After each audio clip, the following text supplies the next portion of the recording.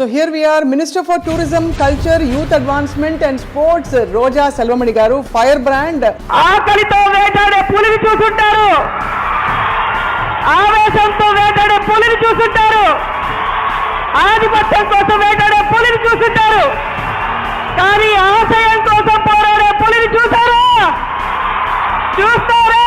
ఇప్పటికీ యూత్ గానే ఫీల్ అవుతున్నాను. నేను ఎప్పుడు కూడా నాకు ఇంత వయసు అయిందని నేను ఎప్పుడు అనుకోలేదు. ఎవరు అనుకోవట్లేదు. ఇప్పుడే లంబసింగిలో హిల్ వ్యూ రిసార్ట్స్ కూడా మా టూరిజం ఓపెన్ చేయడం జరిగింది. డాన్స్ చేశారు. జగన్మోహన్ రెడ్డి గారి పుట్టినరోజు వచ్చింది. ఆయనలో నచ్చిన 2-3 అడ్మైర్ చేసే గుణాలు. అందరు ముఖ్యమంత్రి కొడుకులు చూస్తే తండ్రి అధికారానికి వారసులుగా ఉండాలి అని ఆలోచిస్తారు. కానీ జగన్మోహన్ రెడ్డి గారు రాజశేఖర రెడ్డి ఆశయాలకి వారసుడిగా ఉంటూ ముందుకు వెళ్ళటం అనేది. మీకు మీ నియోజకవర్గ సీనియర్ నాయకులకి మధ్య పచ్చగడ్డి వేస్తే భగ్గుమంటుందనే అంత ఒక,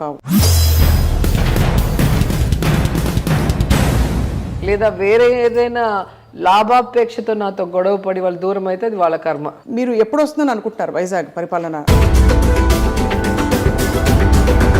రాజధాని నువ్వు ఇక్కడ కావాలనుకుంటే అమరావతిలో ధర్నా చేయాలి. నువ్వు ఉత్తరాంధ్రలో పోయి నీకు పెట్టావు మా ఊర్లో పెట్టుకుంటామని, కర్నూలుకి వెళ్ళి మీ ఊర్లో పెట్టావు మా ఊర్లో పెడతాను తంతారు. అక్కడ పవన్ కళ్యాణ్ గారేమో ఒక యుద్ధ వారాహి అర్థం కాదు చాలా మందికి. ఏమీ లేకపోతే ప్రజల దగ్గరికి ఎలా వెళ్తారు? ఏ ధైర్యంతో వెళ్తారంటారు? వాళ్ళంత సిగ్గులేని వాళ్ళు ఎవరు లేరండి. ఇంట్లోనే గెలవలేని వాళ్ళు వచ్చి బయట జగన్మోహన్ రెడ్డిని రానియము ఇది నా శాసనం అంటే శాసనసభ గేటు కూడా తాకలేకపోయాడు 2019లో. మొన్న కూడా చెప్పు చూపించి ఇట్లా అంటాడు. మనం చూపించినప్పుడు ఎదుటోడు మనకి చూపించలేడా? చంద్రబాబు నాయుడు గారిని ఏడిపించింది ఎవరు? సొంత భార్యని రోడ్డు మీద తీసుకొచ్చి పెట్టాడు. ఆమె మీద జనాలకి అనుమానం వచ్చే విధంగా చేసి అది ఎవరైనా నమ్ముతారా? అక్కడ జరిగినప్పుడు ఏం చేస్తున్నావు అని అడుగుతారు. రోజా గారు సూటిగా మిమ్మల్ని నానా మాట్లాడినప్పుడు మిమ్మల్ని ఐరన్ లెగ్ అన్నారు. మీరు చెప్పండి, ఎవరు ఐరన్ లెగ్ ప్రస్తుతం పాలిటిక్స్? నన్ను పాలిటిక్స్ లో తీసుకొచ్చిన శివప్రసాద్ గారు. మరి నేను ఎలా ఐరన్ లెగ్ అవుతాను? మొన్న ఇటీవల మీరు ఏదో నామకరణం చేసినట్టున్నారు లోకేష్ గారికి. పిల్ల పిత్రేగా అంటే ఏంటి? అంటే మా ఊరు సైడు అలా నా కొడక అంటారు మా సైడు. మిమ్మల్ని పిలవలేదు అన్స్టాపబుల్కి? ఇంకా నరేంద్ర మోదీ గారు, మోడీజీ 1 సెల్ఫీ ప్లీజ్ అన్న అనగానే ఓకే అన్నారు. ఇలా తిరిగాను. జగన్ సార్ ఇలాగే చూస్తున్నాను నన్ను, రండి సార్ అని చెప్పి సార్ పిలిచి వాళ్ళిద్దరిని కలిపి ఒకే ఫ్రేమ్లో తీసుకున్నా. చంద్రబాబు గారు మంచి చీటర్. సో ఇప్పుడు నెక్స్ట్ హ్యాట్రిక్ అంటారు అయితే? తగ్గేదేలే.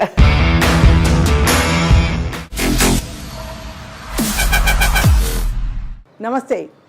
సామాజికంగా మనం ముందుకు వెళ్తున్నామా లేదా నిర్ధారించుకోవడానికి కొన్ని కొలమానాలు ఉంటాయి. అందులో ఒక ప్రామాణికమైన విషయం ఏంటంటే మహిళలకి సామాజిక అంశాలలో పెద్ద కీలకమైన పాత్ర ఉండడం.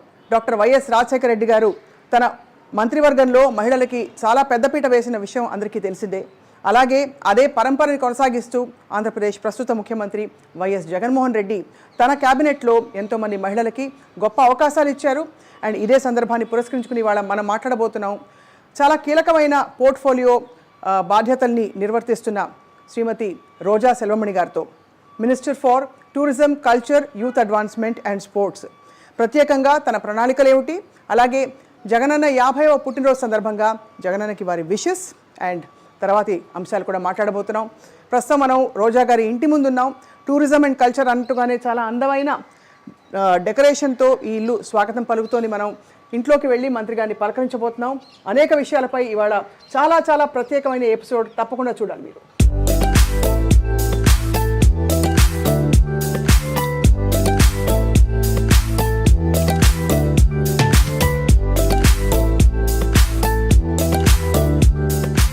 So here we are, Minister for Tourism, Culture, Youth Advancement and Sports, Roja Selvamani garu, Firebrand. But actually చాలా ఆర్టిస్టిక్ సైడ్ బయటికి తీసుకురావడానికి ఒక గొప్ప అవకాశం వచ్చింది ఈసారి. రోజా గారు నమస్కారం. నమస్తే అండి. పర్ఫెక్ట్గా మీకే అతికినట్టు చక్కగా మీకోసం కుట్టినట్టుంది ఆ పదవి. అవును. సో ఇంట్రెస్టింగ్ నాకు. నాకు ఇంట్రెస్ట్ ఉన్న అన్ని శాఖలు కలిపి నాకు ఇవ్వటం జరిగింది. రైట్. సో టూరిజం అంటే మీకు తెలుసు, మేము తిరిగిన అన్ని స్టేట్స్ కానీ అలాగే ఫారిన్ కంట్రీస్ కానీ లోకల్గా కానీ సో ఏది వదిలిపెట్టలేదు. గుళ్ళు కానీ లొకేషన్స్ కానీ ఫోర్ట్స్ కానీ అలాగే స్పోర్ట్స్ అంటే నాకు చాలా ఇష్టం. వచ్చినా రాకపోయినా ఆడేస్తూ ఉంటాను. ఇంకా కల్చర్ అంటే చాలా ఇష్టం. తెలుగు అమ్మాయిని కాబట్టి భక్తి కానీ అలాగే మన సంగీతం కానీ మన క్లాసికల్ డాన్సెస్ కానీ ఫోక్ డాన్సెస్ చాలా ఇష్టం.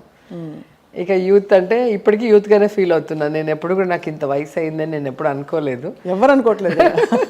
సో ఫుల్ హ్యాపీగా ఎంజాయ్ చేస్తూ నా శాఖని దానికి ఒక ఏమంటారు నమ్మి నాకు ఇచ్చినందుకు ఆ నమ్మకాన్ని నిలబెట్టుకునే విధంగా నేను మినిస్టర్ అయిన రోజు నుంచి నా అన్ని డిపార్ట్మెంట్ని యాక్టివేట్ చేసేసాను. చాలా మీరు అన్ని చిన్నగా మొదలుపెట్టి ఆ టూరిజంని బాగా డెవలప్ చేయడానికి అన్ని సాయశక్తులా కృషి చేస్తారని చెప్పారు అందరూ. తప్పకుండా చేస్తానండి.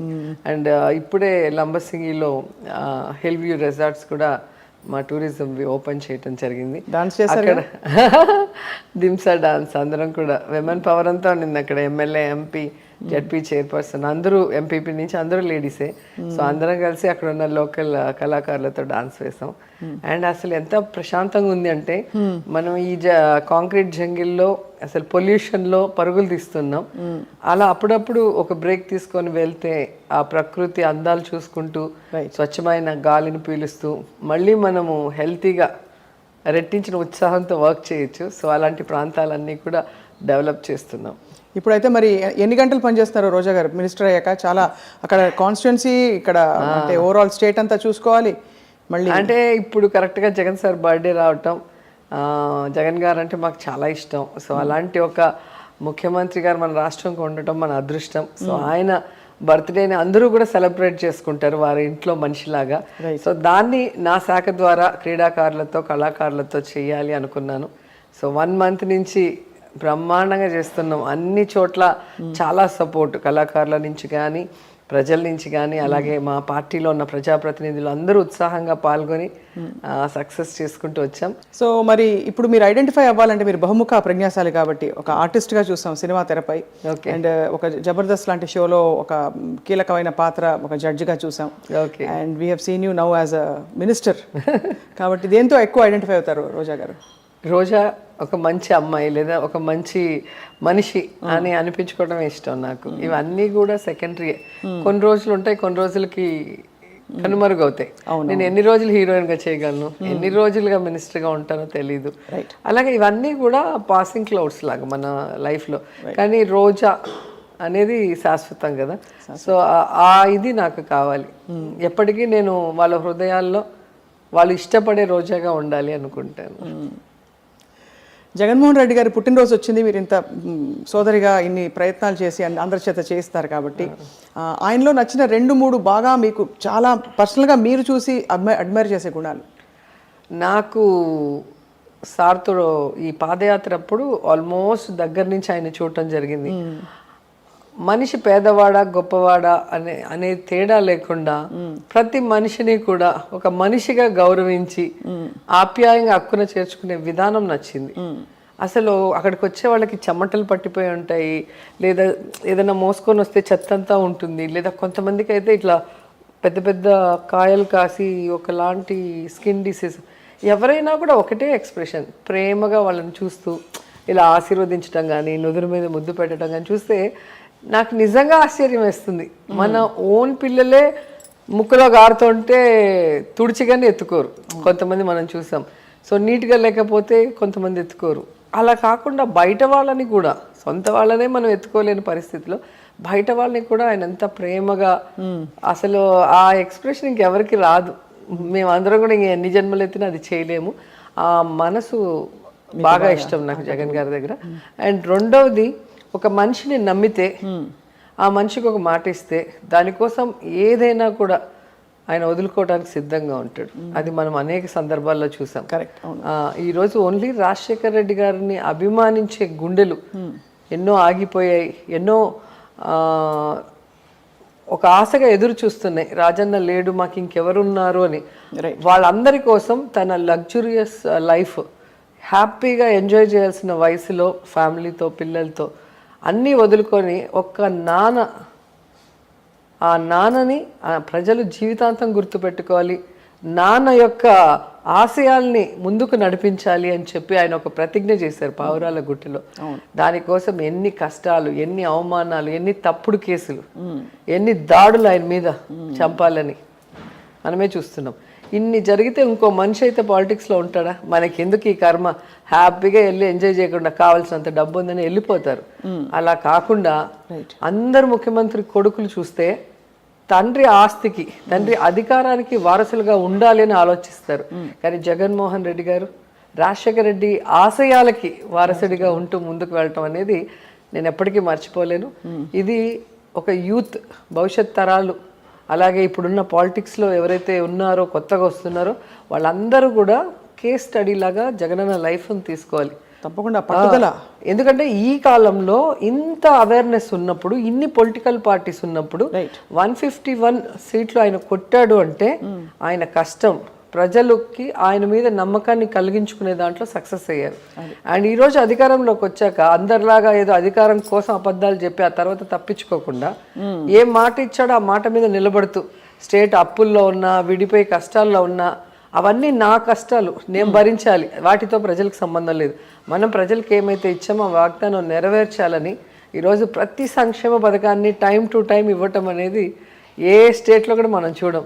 సో ఆ కమిట్మెంట్ నాకు బాగా ఇష్టం, ప్రజల కోసం ఆయన చేయటం. అంటే పాలిటిక్స్ అంటే పదవులు, డబ్బులు, అధికారం అనేది కాకుండా అది ఒక బాధ్యత, అది ఒక సర్వీస్ చేసే ఒక ఏమంటారు, ఒక వెపన్ లాగా. దాన్ని కష్టంగా, ఇంకా కష్టపడి ఆయన వాళ్ళకి మంచి చేయాలన్న ప్రయత్నం చేయటం చూస్తుంటే ఆశ్చర్యం వేస్తుంది. ఇలా కూడా పాలిటిక్స్ లో చేయొచ్చా అనిపించింది. ఆ కమిట్మెంట్ బాగా ఇష్టం నాకు. పొలిటికల్ లైఫ్, ఇప్పుడు మీరు కూడా మినిస్టర్ అయ్యారు, చాలా మందికి అనిపిస్తూ ఉండొచ్చు ఓ హాయిగా ఉన్నారు రోజా గారిని, కానీ మీ రొటీన్ చూస్తే దిమ్మ తిరిగిపోతుంది. హాయిగా ఉండాలంటే ఉండొచ్చు, అలా ఉండే వాళ్ళు కూడా ఉంటారు, కానీ హాయిగా ఉండటం కాదు. మనం హాయిగా ఉండటానికి పాలిటిక్స్ లో రాలేదు, మనం సర్వీస్ చేయాలి, మన వల్ల 10 మందికి ఉపయోగపడాలి, మన వల్ల 10 మంది జీవితాలు బాగుపడాలి అన్న ఆలోచన జగన్ సార్ దగ్గర నుంచి మేము ఇన్స్పిరేషన్ గా తీసుకున్నాం. అందుకే మా వల్ల అయినంత వర్క్ చేస్తూ ముందుకు వెళ్తున్నాం. అండ్ ఫైనల్ గా నాకు జగన్ సార్ దగ్గర నచ్చేది విమెన్ ని గౌరవించడం చాలా ఇష్టం. ఒక విమెన్ ని పాలిటిక్స్ లో ఒక ఓటర్ గా వాడుకుంటారు తప్ప ఏ రోజు కూడా ఆమెకి సమానమైన స్థానం ఇవ్వాలని అనుకోరు. మీటింగ్స్ లో మాత్రం చెప్తారు మహిళా దినోత్సవం వస్తే చాలు ఆకాశంలో సగం, భూమిలో సగం, మన దేవతలు నలయారుతున్నారు, అది ఇద్దని మాట్లాడతారు తప్ప ఆ తర్వాత చూస్తే ఏముండదు. వాళ్ళకి నచ్చిన వాళ్ళకి ఒకరిద్దరికి ఇవ్వటమో, లేదా తండ్రులో, తాతలో, మొగుడో పాలిటిక్స్ లో ఉండి వాళ్ళు పైకి వెళ్తే వాళ్ళకి కంటిన్యూషన్ గా పెట్టారు. కానీ జగన్ గారు మాత్రం అన్ని ఎస్సీ, ఎస్టీ, బీసీ, మైనారిటీ అన్ని కులాలకి సమానంగా మహిళలకి రాజకీయ అధికారాన్ని ఇస్తున్నారు. అలాగే అన్నిట్లో 50% అవకాశాలు, అది వాలంటరీ వ్యవస్థలో కానీ, లేదా వర్క్స్ ఏవైతే డెవలప్మెంట్ వర్క్స్ ఉన్నాయి దాంట్లో కానీ, ఉద్యోగాల్లో కానీ, అన్నిట్లో కూడా ఆయన 50% ఇవ్వటం అనేది ఎవరు మర్చిపోలేరు.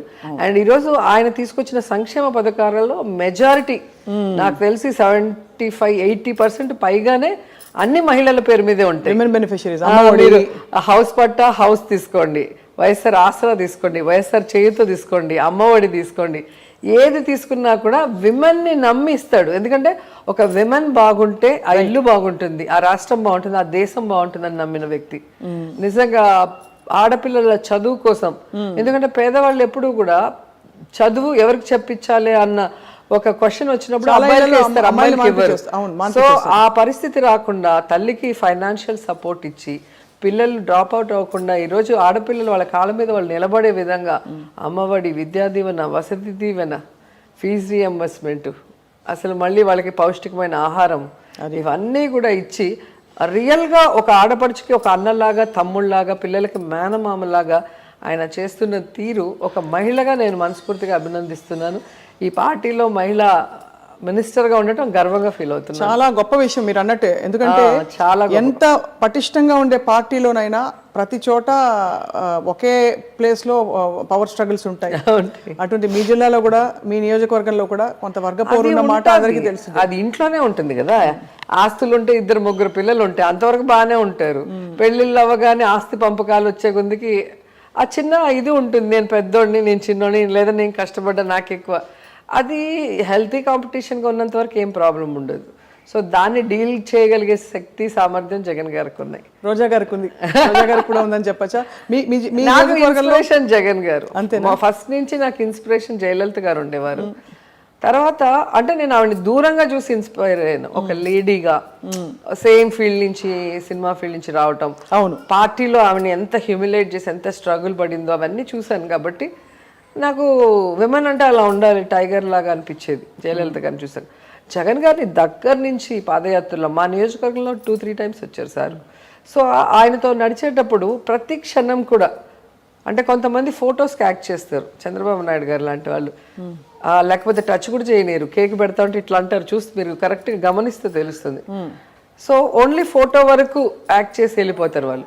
కానీ జగన్ గారు 24 అవర్స్ ప్రజల్లో ఉన్నారు. 24 అవర్స్ ఉంటే ఏ మనిషి అయినా బయటపడిపోతారు వాళ్ళలో తప్పులు ఉంటే, ఒకవేళ వాళ్ళు యాక్ట్ చేస్తుంటే. ఆయన రియల్గా మనస్ఫూర్తిగా ప్రజల్ని అభిమానిస్తున్నాడు, ప్రేమిస్తున్నాడు. కాబట్టి ఆయన 24 అవర్స్ జనాల్లో ఉన్నా కూడా జనాలు అభిమానిస్తున్నారు, ఎక్కడ కూడా ఆయన గురించి బ్యాడ్గా మాట్లాడకుండా. అంటే ఆయన ఎంత బాగా వాళ్ళని అర్థం చేసుకుంటున్నాడు, వాళ్ళ సమస్యల్ని ఓపిక్గా వింటున్నాడు, వాటికి భరోసా ఇస్తూ ఎలా ముందుకు వెళ్ళాడు అనేది గమనించాను.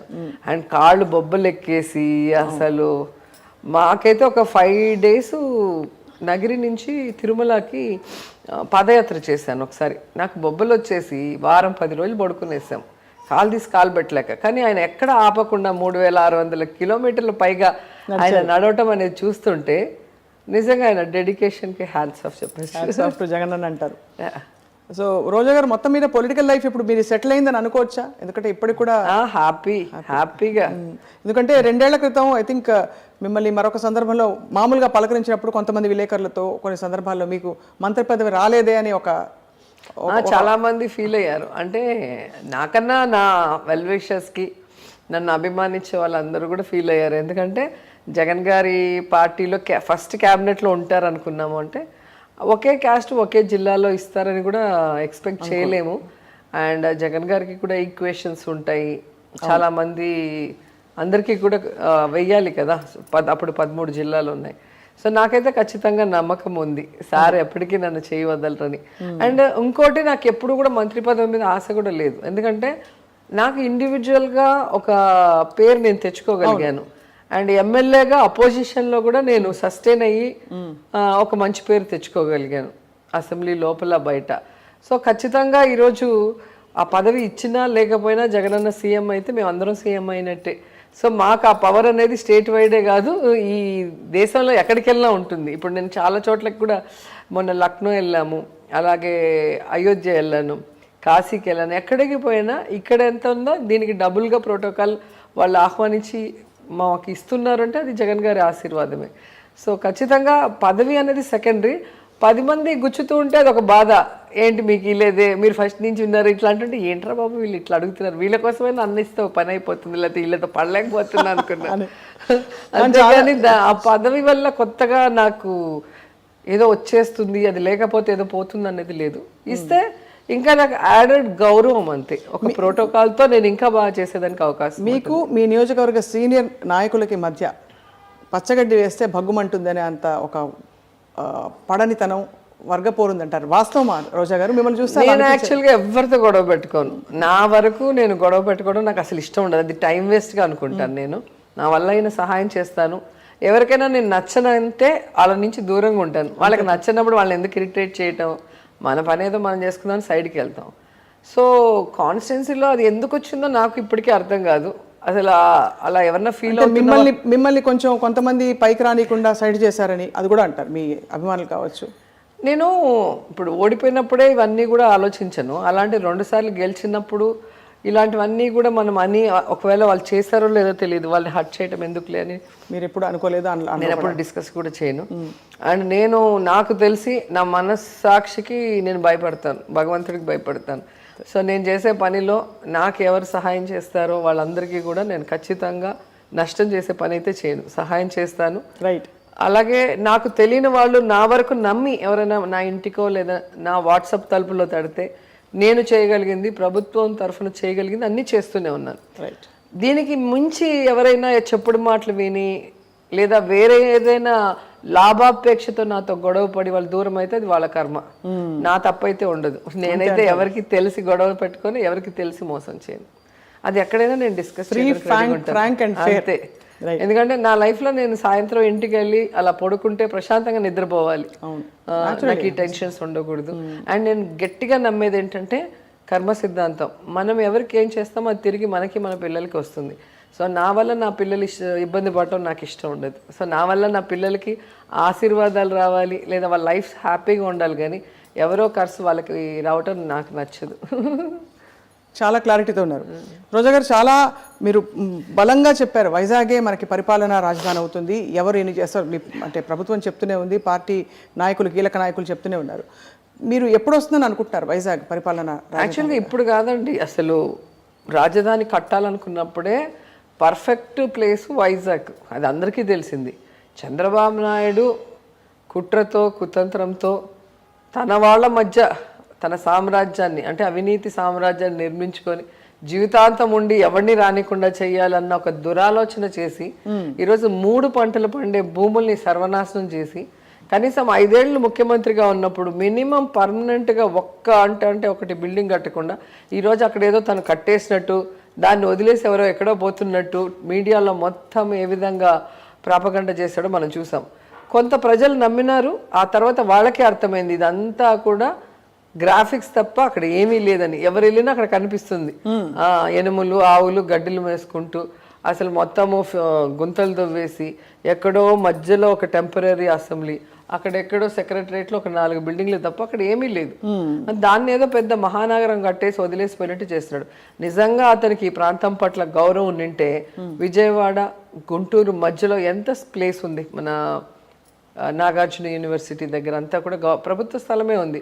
మంచిగా అక్కడ అసెంబ్లీనో ఇటు పెట్టుంటే ఈ 2 సిటీలు కలిసి, అంటే విజయవాడ గుంటూరు కలిసి అసలు హైదరాబాద్ కన్నా బ్రహ్మాండంగా మనం డెవలప్ చేసుకునే అవకాశం ఉంటుంది. కేవలం రియల్ ఎస్టేట్ వ్యాపారం చేసుకోవాలని ఎక్కడో ఉడతలు పట్టే చోట పోయి రైతుల పొట్టగొట్టి వాళ్ళ నోట్లో మట్టి కొట్టి ఆ భూములన్నీ దోచుకొని తన బినామీలకి ఇచ్చేసి వాళ్ళు కోటీశ్వరులు అవ్వాలన్న ఆలోచన తప్ప వాళ్ళకు ఒక మంచి రాజధాని కట్టాలన్న ఆలోచన లేదు. రాజధాని అంటే పేదోడు ఉండాలి, మధ్యతరగతోడు ఉండాలి, డబ్బు ఉండేవాడు ఉండాలి. అసలు ఎస్సీ ఎస్టీలకి ఇళ్ల స్థలం ఇస్తా ఉంటే ఇక్కడ ఈటర్కి వీల్లేదు అంటాడు. ఇంకా ఎస్సీ ఎస్టీలు బీసీలు లేని రాజధాని ఏం రాజధాని నాకు అర్థం కావట్లేదు. కానీ మీరు చెప్పిన, అంటే మీ ప్రభుత్వం చెప్తూ వచ్చిన మొదటి నుంచి కూడా ఇంటే ఈ భూమికి సంబంధించిన జరిగిన వ్యాపారాలు ఇవన్నీ కూడా వాటికి సంబంధించి ఏమన్నా మీరు నిరూపించగలిగారా? అసెంబ్లీలో నిరూపించారు కదా. అసెంబ్లీలో బొగ్గన గారు క్లియర్గా ఎవరెవరి పేరు మీద ఎన్ని ఎకరాలు ఉంది, ఏ డేట్లో కొన్నారు, ఎందుకు కొన్నారు. ఎక్కడో అడవిలో ఉడతలు పట్టే చోట అక్కడ పోయి కొనాల్సిన అవసరం వీళ్ళకి ఏముంది? వీళ్ళేం ఈ ప్రాంతం వాళ్ళు కాదు, కొన్ని వాళ్ళు కూడా ఎక్కడెక్కడ వాళ్ళు అంతా కొన్నారు అంటే అర్థం అది మ్యాచ్ ఫిక్సింగ్ చేసుకొని పలానా చోట ఇది వస్తుంది, పలానా దాని బయట ఒక రౌండ్ తీసుకొని ఇదంతా మనం కొనేస్తే రేపు మనం కోటీశ్వరులు అయిపోవచ్చు, ఇంకా ఎవరిని ఈ చుట్టుపక్కల ఏ పార్టీని మనం బతకనీయకుండా చేద్దాం అనుకున్నారు. మనం ఒకటి తలిస్తే దైవం ఒకటి తలుస్తుందని పెద్దలు అంటారు చూసారా, అదే జరిగింది. సో ఈరోజు అక్కడ కన్నా రాజధానికి కావాల్సిన అన్ని ఫెసిలిటీస్ వైజాగ్లో ఉన్నాయి కాబట్టి అక్కడ పెట్టాలి పరిపాలన రాజధాని. ఇక్కడ ఎలాగూ శాసన రాజధాని ఉంది, దాన్ని కంటిన్యూ చేసేద్దాం. అలాగే కర్నూలుకి రాజధాని ఇవ్వాల్సిన పరిస్థితులు గతంలో ఉన్న అక్కడ మిస్ అయింది కాబట్టి ఆ ప్రాంత వాళ్ళకి కూడా మనోభావాలకి గౌరవించి న్యాయ రాజధాని పెట్టాలని జగన్మోహన్ రెడ్డి గారు నిర్ణయించడం జరిగింది. దానికి ఆ మూల ఉంది, ఈ మూల ఉంది అంటారు. ఇప్పుడు కర్ణాటకలో బెంగళూరు ఎక్కడుందండి, తమిళనాడులో చెన్నై ఎక్కడున్నదండి, సో హైదరాబాద్ ఎక్కడుంది, తెలంగాణలో ఎక్కడ ఉంది అనేది కాదు, ఫెసిలిటీస్ ఉన్నాయా లేదా, ఒక రాజధానికి ఉండాల్సిన అన్ని సదుపాయాలు ఉన్నాయా లేదా అనేది చూడాలి. సో అవి ఖచ్చితంగా వైజాగ్ ఉంది. వీళ్ళేదో సూర్యుడిని అరచేత్తో ఆపినట్టు కోర్టులో కేసులు వేసి ఏదో చేయాలనుకుంటారు. కానీ జడ్జిలు కూడా పరిశీలించిన తర్వాత ఒక్కొక్కటి వాళ్ళకి నిజాలు తెలిసి అనేక విషయాల్లో మనకి పాజిటివ్ గానే వచ్చింది. హౌసింగ్ విషయంలో మీరు చూసారు ఏ విధంగా కోర్టు చూసి తెలుసుకొని వీళ్ళు చేసేదంతా కూడా తప్పుడు ప్రచారం అని వాళ్ళకే బుద్ధి చెప్పి మళ్ళీ హౌసింగ్ కన్స్ట్రక్షన్కి పర్మిషన్ ఇచ్చారు. అలాగే రాజధాని రైతులు అని చెప్పి రాజధాని నువ్వు ఇక్కడ కావాలనుకుంటే అమరావతిలో ధర్నా చేయాలి, నువ్వు ఉత్తరాంధ్రలో పోయి నీకు పెట్టము మా ఊర్లో పెట్టుకుంటామని, కర్నూలుకి వెళ్ళి మీ ఊర్లో పెట్టం మా ఊర్లో పెడతాను తంతారు, పళ్ళు రాళ్ళు కూడా చేతిలో పెడతారు. అంటే రెచ్చగొట్టడానికి గొడవలు పెట్టడానికి బయలుదేరారు వీళ్ళు. మరి ఫస్ట్లో వీళ్ళు రైతులు అనుకొని ఒప్పుకున్న కోర్టు తర్వాత మనం చెప్పినవి చూపించిన రుజువులు చూసాక అర్థమైంది ఇది పొలిటికల్ గేము. వీళ్ళందరూ కూడా వాళ్ళ బినామీలు లేదంటే పెయిడ్ ఆర్టిస్టులు తప్ప రియల్ రైతులు లేరని తెలుసుకొని వాళ్ళు క్లియర్గా ఇచ్చారు. రైతు అనేవాడు ఆ రైతుకు సంబంధించిన ఐడి కార్డు వేసుకొని చేయాలంటే ఎక్కడ పోయింది ఆ పాదయాత్ర? గాల్లో కలిసిపోయింది. అంటే ఎక్కడ రైతులు చేయలేదు, వీళ్ళు చేసుకుంటున్నారు. సో కోర్టుకు కూడా ఇప్పుడు నిజాలు అర్థమవుతున్నాయి ఒక్కొక్క విషయంలో వాళ్ళకి బాగా అర్థం. మీ ప్రభుత్వం అన్ని సవ్యంగా చేస్తోంది, జగన్మోహన్ రెడ్డి గారు బాగా చేస్తున్నారు అన్ని కూడా అని సంక్షేమ పథకాలు పదే పదే మీరు చెప్తున్నారు. కానీ ప్రతిపక్షం మాత్రం దుమ్మెత్తిపోస్తుంది. అక్కడ పవన్ కళ్యాణ్ గారేమో ఒక యుద్ధ విమానం లాంటిది, విమానం కాదు అది బండి, కార్, వారాహి అర్థం కాదు చాలా మందికి. బయలుదేరుతున్నారు ఆయన స్పెషల్గా, అంటే ఆ యుద్ధ స్ఫూర్తితో బయలుదేరుతున్నారు. ఏమీ లేకపోతే ప్రజల దగ్గరికి ఎలా వెళ్తారు, ఏ ధైర్యంతో వెళ్తారంటారు? వాళ్ళంత సిగ్గులేని వాళ్ళు ఎవరు లేరండి. ప్రజలు ఎన్నిసార్లు చిత్కరించుకున్నా వాళ్ళు ఏదో ఒక కారణం పెట్టుకొని వస్తూనే ఉంటారు. ఈరోజు హైదరాబాద్లో ఉంటూ హ్యాపీగా షూటింగ్లు చేసుకుంటూ హ్యాపీగా లైఫ్ని ఎంజాయ్ చేసుకుంటూ, ఎప్పుడో చంద్రబాబు నాయుడుకి ఇబ్బంది వచ్చిందంటే ఆయన ఒక ఫోన్ కొట్టి ఒక ప్యాకేజ్ ఇస్తే పరిగెత్తుకుంటూ వచ్చి ఒక స్టేట్మెంట్ ఇచ్చి ఏదో నానా యాగి చేసి పోవటం తప్ప, ఆయన పార్టీ పెట్టిన రోజు నుంచి ఈ రోజుటి వరకు చాలామంది పార్టీలు పెట్టారు. ఎన్టీఆర్ పార్టీ పెట్టారు, మన జగన్ సార్ పార్టీ పెట్టారు, పిఆర్పి పార్టీ పెట్టారు, ఇప్పుడు జనసేన పెట్టారు. పార్టీ పెట్టిన తర్వాత ప్రజల కోసం ఎవరు ఏం చేశారు, ప్రజల్లో ఎన్ని గంటలు ఉన్నారు, ప్రజల సమస్యలకి ఎలా స్పందించారు, వాళ్ళు అధికారంలో వస్తే ప్రజలకి ఏం చేస్తామని చెప్పారో ఒక్కసారి మీరు రివైండ్ చేసుకొని చూస్తేనే అర్థమవుతుంది. వీళ్ళు షూటింగ్ సినిమాలో లాగా 2.5 గంటల్లోనే సీఎం అయిపోయి చైర్లో కూర్చొని వాళ్ళు చెప్పినట్టు ఆడాలి అనుకుంటారే తప్ప, వాళ్ళు ప్రజల్లో ఉంటూ ఎండనక వాననక ప్రజల కష్టాలకి సపోర్ట్ చేస్తూ ప్రజల్లో మమేకమై వాళ్ళ మనిషి అనిపించుకునే టైం వీళ్ళకు ఉండదు. అలాంటప్పుడు ప్రజలు ఎలా ఒప్పుకుంటారు? క్లియర్గా కనిపిస్తుంది కదా. ఈరోజు పవన్ కళ్యాణ్ కానీ వాళ్ళ అన్నలు కానీ ముగ్గురు కంటెస్ట్ చేశారు. ముగ్గురు కంటెస్ట్ చేసిన వాళ్ళ సొంత ఊర్లోనే ముగ్గురిని ఓడించారు అంటే దాన్ని బట్టి మీకు అర్థం కావట్లేదండి. ఇంట గెలిచి రచ్చ గెలిచాలి. ఇంట్లోనే గెలవలేని వాళ్ళు వచ్చి బయట జగన్మోహన్ రెడ్డిని రానియము, ఇది నా శాసనం అంటే శాసనసభ గేటు కూడా తాకలేకపోయాడు 2019లో. ఇలాగే మాట్లాడుతుంటే మెంటల్ హాస్పిటల్లో జాయిన్ చేసేస్తారు. ఎందుకంటే ఈ రోజు వరకు మొదట పార్టీ పెట్టగానే కంటెస్ట్ చేయకుండా బీజేపీకి టీడీపీకి ఓటేమని చెప్పి ఆ తర్వాత పెట్టి బీజేపీని టీడీపీని తిట్టేసి ఇప్పుడు మళ్ళీ వాళ్ళతోనే కలుస్తాను, జగన్మోహన్ రెడ్డిని మాత్రం సీఎం కానీ నువ్వు ఎవరితోనైనా కలుస్తాను అంటే ఆయన ఒప్పుకున్నట్టు కదా. నాకు బలం లేదు, నేను సినిమాలోనే హీరోని, నేను రియల్ లైఫ్లో హీరోని కాదు, నేను ఒక్కడిని జగన్మోహన్ రెడ్డిని ఏం చేయలేను, ఆయన ఒక పవర్ఫుల్ ఇది అనేది అర్థమైపోయింది కదా, ఆయన మాటల్లోనే తెలుస్తుంది. జగన్మోహన్ రెడ్డి గారు మొదటి నుంచి ఇప్పటి వరకు కూడా నా అజెండాతో నేను సింగిల్గా పోటీ వెళ్తాను, ఎవరితో కలిసి నేను వెళ్ళను. అధికారం వచ్చిన తర్వాత కేంద్రంలో ఎవరు నా రాష్ట్రానికి బాగా చేస్తే వాళ్ళకి నా సపోర్ట్ బయట నుంచి ఉంటుందని క్లియర్గా చెప్పారు. ఆ దమ్ము ధైర్యం ఈయనకి లేదు. సినిమా హీరో చెప్పుకుంటాడు, నేను 175 ప్లేసుల్లో 175 మంది క్యాండిడేట్లు పెడతాను, నా దమ్ము ధైర్యం ఏంటో చూపిస్తాను, జగన్మోహన్ రెడ్డిని ఓడిస్తానని చెప్పమానండి. అది రాదు. దాన్ని బట్టి మీరు అర్థం చేసుకోవచ్చు కదా ప్యాకేజ్ స్టార్ అని. పదే పదే పవన్ కళ్యాణ్ గారి వ్యక్తిగత జీవితంపై బురద జల్లుతూ మీ పార్టీ నాయకులు కొంతమంది, లేదు క్యాడర్ కొంతమంది చాలా పరుషంగా మాట్లాడతారు తప్ప వ్యక్తిగత విషయాలు ఎందుకు లాగాలని కొంతమంది ప్రశ్నిస్తారు. ఎవ్వరు మాట్లాడరండి, ఎవ్వరు మాట్లాడరు. మీరు ఒక్కసారి ఇంటర్వ్యూలు చూసుకుంటే ఎవరు గొడవలకి గెలుక్కున్నారో మీకే అర్థమవుతుంది. అసలు ఆయన ఎంతమందిని చేసుకుంటే ఎవరికి కావాలండి, ఎంతమందికి డైవర్స్ ఇస్తే ఎవరికి కావాలి? దానివల్ల మాకు లాభము లేదు, నష్టం లేదు, మేము మాట్లాడాల్సిన అవసరం కూడా లేదు.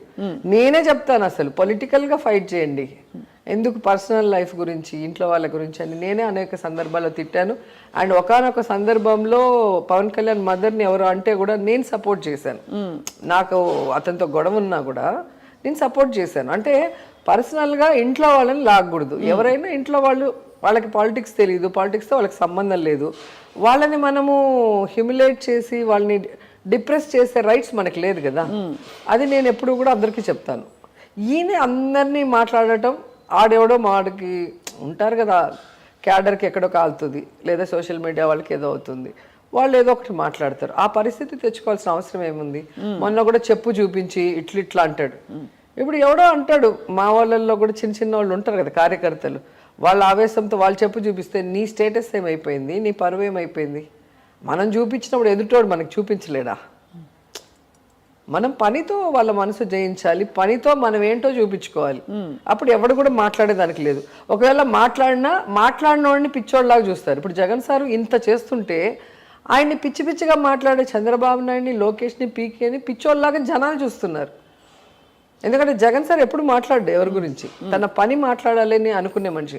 అట్లా వాళ్ళు కూడా వాళ్ళ పనితో చూపించాలి. వాళ్ళు అసలు టైం అంతా ఎక్కడో ఇది చేసి కనీసం ఇల్లు కట్టుకోరు, ఓటు ఉండదు ఆంధ్రప్రదేశ్లో. కానీ ఆంధ్రప్రదేశ్ ప్రజల మీద ప్రేమ ఉన్నట్టు వీళ్ళు స్పీచ్లు ఇచ్చేస్తే ఎవరు నమ్ముతారు? ప్రజల్లో ఉండాలి, ప్రజల కష్టాలు తెలుసుకోవాలి, వాటికి సపోర్టివ్గా ఉండాలి, వాళ్ళ సంతోష సమయంలో వాళ్ళతో కలిసి పాలు పంచుకోవాలి. అది లేదంటారు. అది ఎక్కడ ఉంది ఒక్కటి చెప్పండి మీరు. అంటే మధ్య మధ్యలో అప్పుడప్పుడు ఇప్పుడు ప్రత్యేకమైన వాహనం తీసుకుని, మిలిటరీ వాహనం తీసుకుని బయలుదేరుతున్నారు. ప్రజల కోసమే కదా అని. అవునా, ప్రజలు అది నమ్మాలి కదా, మా కోసమని ప్రజలు నమ్మాలి కదా. ప్రజలకి ఈరోజు పవన్ కళ్యాణ్ మీద నమ్మకం లేదు కాబట్టి 2 చోట్ల నించున్నా 2 చోట్ల ఓడించారు. ఎందుకంటే ప్రజలు గమనిస్తూ ఉంటారు మన మాటని, మన ప్రవర్తనని, మనం ఇచ్చిన వాగ్దానాన్ని మనం నెరవేరుస్తున్నామా లేదా, మనం ఎవరికైనా ఒక సజెషన్ చేసినప్పుడు అది మనం ఫాలో అవుతున్నామా లేదా, అన్నీ కూడా చూస్తుంటారు జనాలు. మనం అనుకుంటే జనాలు అమాయకులు, వాళ్ళకి ఏం తెలియదని. అందరికన్నా తెలివైన వాళ్ళు ప్రజలు. ఆ ప్రజలు అందరినీ గమనిస్తూ ఉంటారు. కానీ ఇదే కొనసాగిస్తే చంద్రబాబు నాయుడు గారిని ఏడిపించింది ఎవరు? ఆయన కంటతడి పెట్టి ఒకరోజు విపరీతంగా ఏడిచిన ఆయన అత్యాస ఆయన్ని ఏడిపించింది.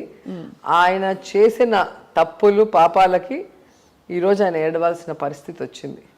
ఎందుకంటే ఇదే అసెంబ్లీలో అత్యధికమైన ఎమ్మెల్యేలతో తిరుగులేని ముఖ్యమంత్రిగా ఎన్టీఆర్ గారు అడుగుపెట్టినప్పుడు కుట్ర కుతంత్రంతో ఆయన మీద చెప్పులేయించి ఆయన ఎమ్మెల్యేలను తన వైపుకు తిప్పుకొని ఆయనకి మైక్ ఇవ్వనీయకుండా అప్పుడు స్పీకర్గా ఉన్న యనమల రామకృష్ణుడితో నీతిమాలిన రాజకీయం చేసి ఆయన వెన్నుపోటు పొడిచి ఆయన చావుకు కారణమయ్యాడు. అవన్నిటికీ ఈరోజు ఆయన ఆన్సర్ చెప్పాల్సిందే. ఎందుకంటే నెక్స్ట్ జన్మ లేదు, ఇప్పుడు అంతా కూడా ఈ జన్మలోనే లెక్క సెటిల్ అయిపోతుంది. ఎవరిని చూసినా మీకు కళ్ళ ముందే కనిపిస్తుంటుంది. అలాగే తన పదవి కోసం, తన అత్యాశ కోసం ఆయన సొంత భార్యని రోడ్డు మీద తీసుకొచ్చి పెట్టాడు. ఎవ్వరు ఒక మాట అనకుండా, ఎవరో ఏదో అనేశారు నా భార్యని అని చెప్పి ప్రజల్లో లేని ఒక డిస్కషన్ని తీసుకొచ్చి ఆమె మీద జనాలకి అనుమానం వచ్చే విధంగా చేసి ఏడ్చి సింపతి తెచ్చుకోవాలన్న ప్రయత్నం చేశాడు. కానీ అక్కడ కూడా ఫెయిల్యూర్ అయిపోయాడు. ఎందుకంటే క్లియర్గా ఎక్కడైనా కూడా మన వాళ్ళు మాట్లాడుంటే రికార్డు ఇమీడియట్గా చూపించండి, సారు డెసిషన్ తీసుకుంటారు. సార్ డెసిషన్స్ ఎలా ఉంటాయి మీకు తెలుసు కదా, జగన్ గారి డెసిషన్. కానీ అక్కడ కూర్చొని గంట తర్వాత రూమ్కి వెళ్ళి ఆ తర్వాత వాళ్ళ మనుషులు ఉంటారు కదా పచ్చ ఛానళ్ళు, వాళ్ళు ఇచ్చిన మొత్తం స్క్రిప్ట్ తీసుకొని మళ్ళీ పార్టీ ఆఫీస్కి వెళ్ళి అక్కడ ప్రెస్ మీట్ పెట్టి అప్పుడు ఏడిస్తే ఎవరు నమ్ముతారు? ఇప్పుడు మీరు నన్ను ఏదైనా తిడితే నేను రియాక్ట్ అయితే అవును అది జరిగినట్టు లెక్క. ఇప్పుడు మన ఇద్దరం ఇక్కడ మాట్లాడేసుకొని సరదాగా నేను వెళ్ళి ఒక 2 గంటల తర్వాత నన్ను అక్కడ ఇంటర్వ్యూ దగ్గర స్వప్న ఇలా అనింది అని చెప్పి ఏడిస్తే అది ఎవరైనా నమ్ముతారా? అక్కడ జరిగినప్పుడు ఏం చేస్తున్నావు అని అడుగుతారు. అక్కడికక్కడే అంటారు మామూలుగా, అక్కడే అడగాలి. అవును, అలా లేదు అంటేనే అది ప్రీ ప్లాన్డ్ గా ఒక సింపతి కోసం చేసిన ఇది. మొన్న కూడా ఎక్కడో మీటింగ్ పోతే నా మీద రాళ్ళు వేశారు అని చెప్పి సింపతి కోసం డ్రామా ఆడారు. మీ మీటింగ్లో మీ కార్యకర్తల మధ్య ఒకడు వచ్చి ఒక రాయి వేయాలంటే ఇట్లా వేయలేడుగా, చెయ్యి పైకెత్తే వేయాలి కదా. ఆయన వ్యాన్ మీద ఉన్నప్పుడు ఆడు చెయ్యి పైకెత్తే వేసేటప్పుడు చుట్టూ ఉండే వాళ్ళు గాడిదలు కాస్తుంటారా పార్టీ కార్యకర్తలు? కొట్టి చంపారా?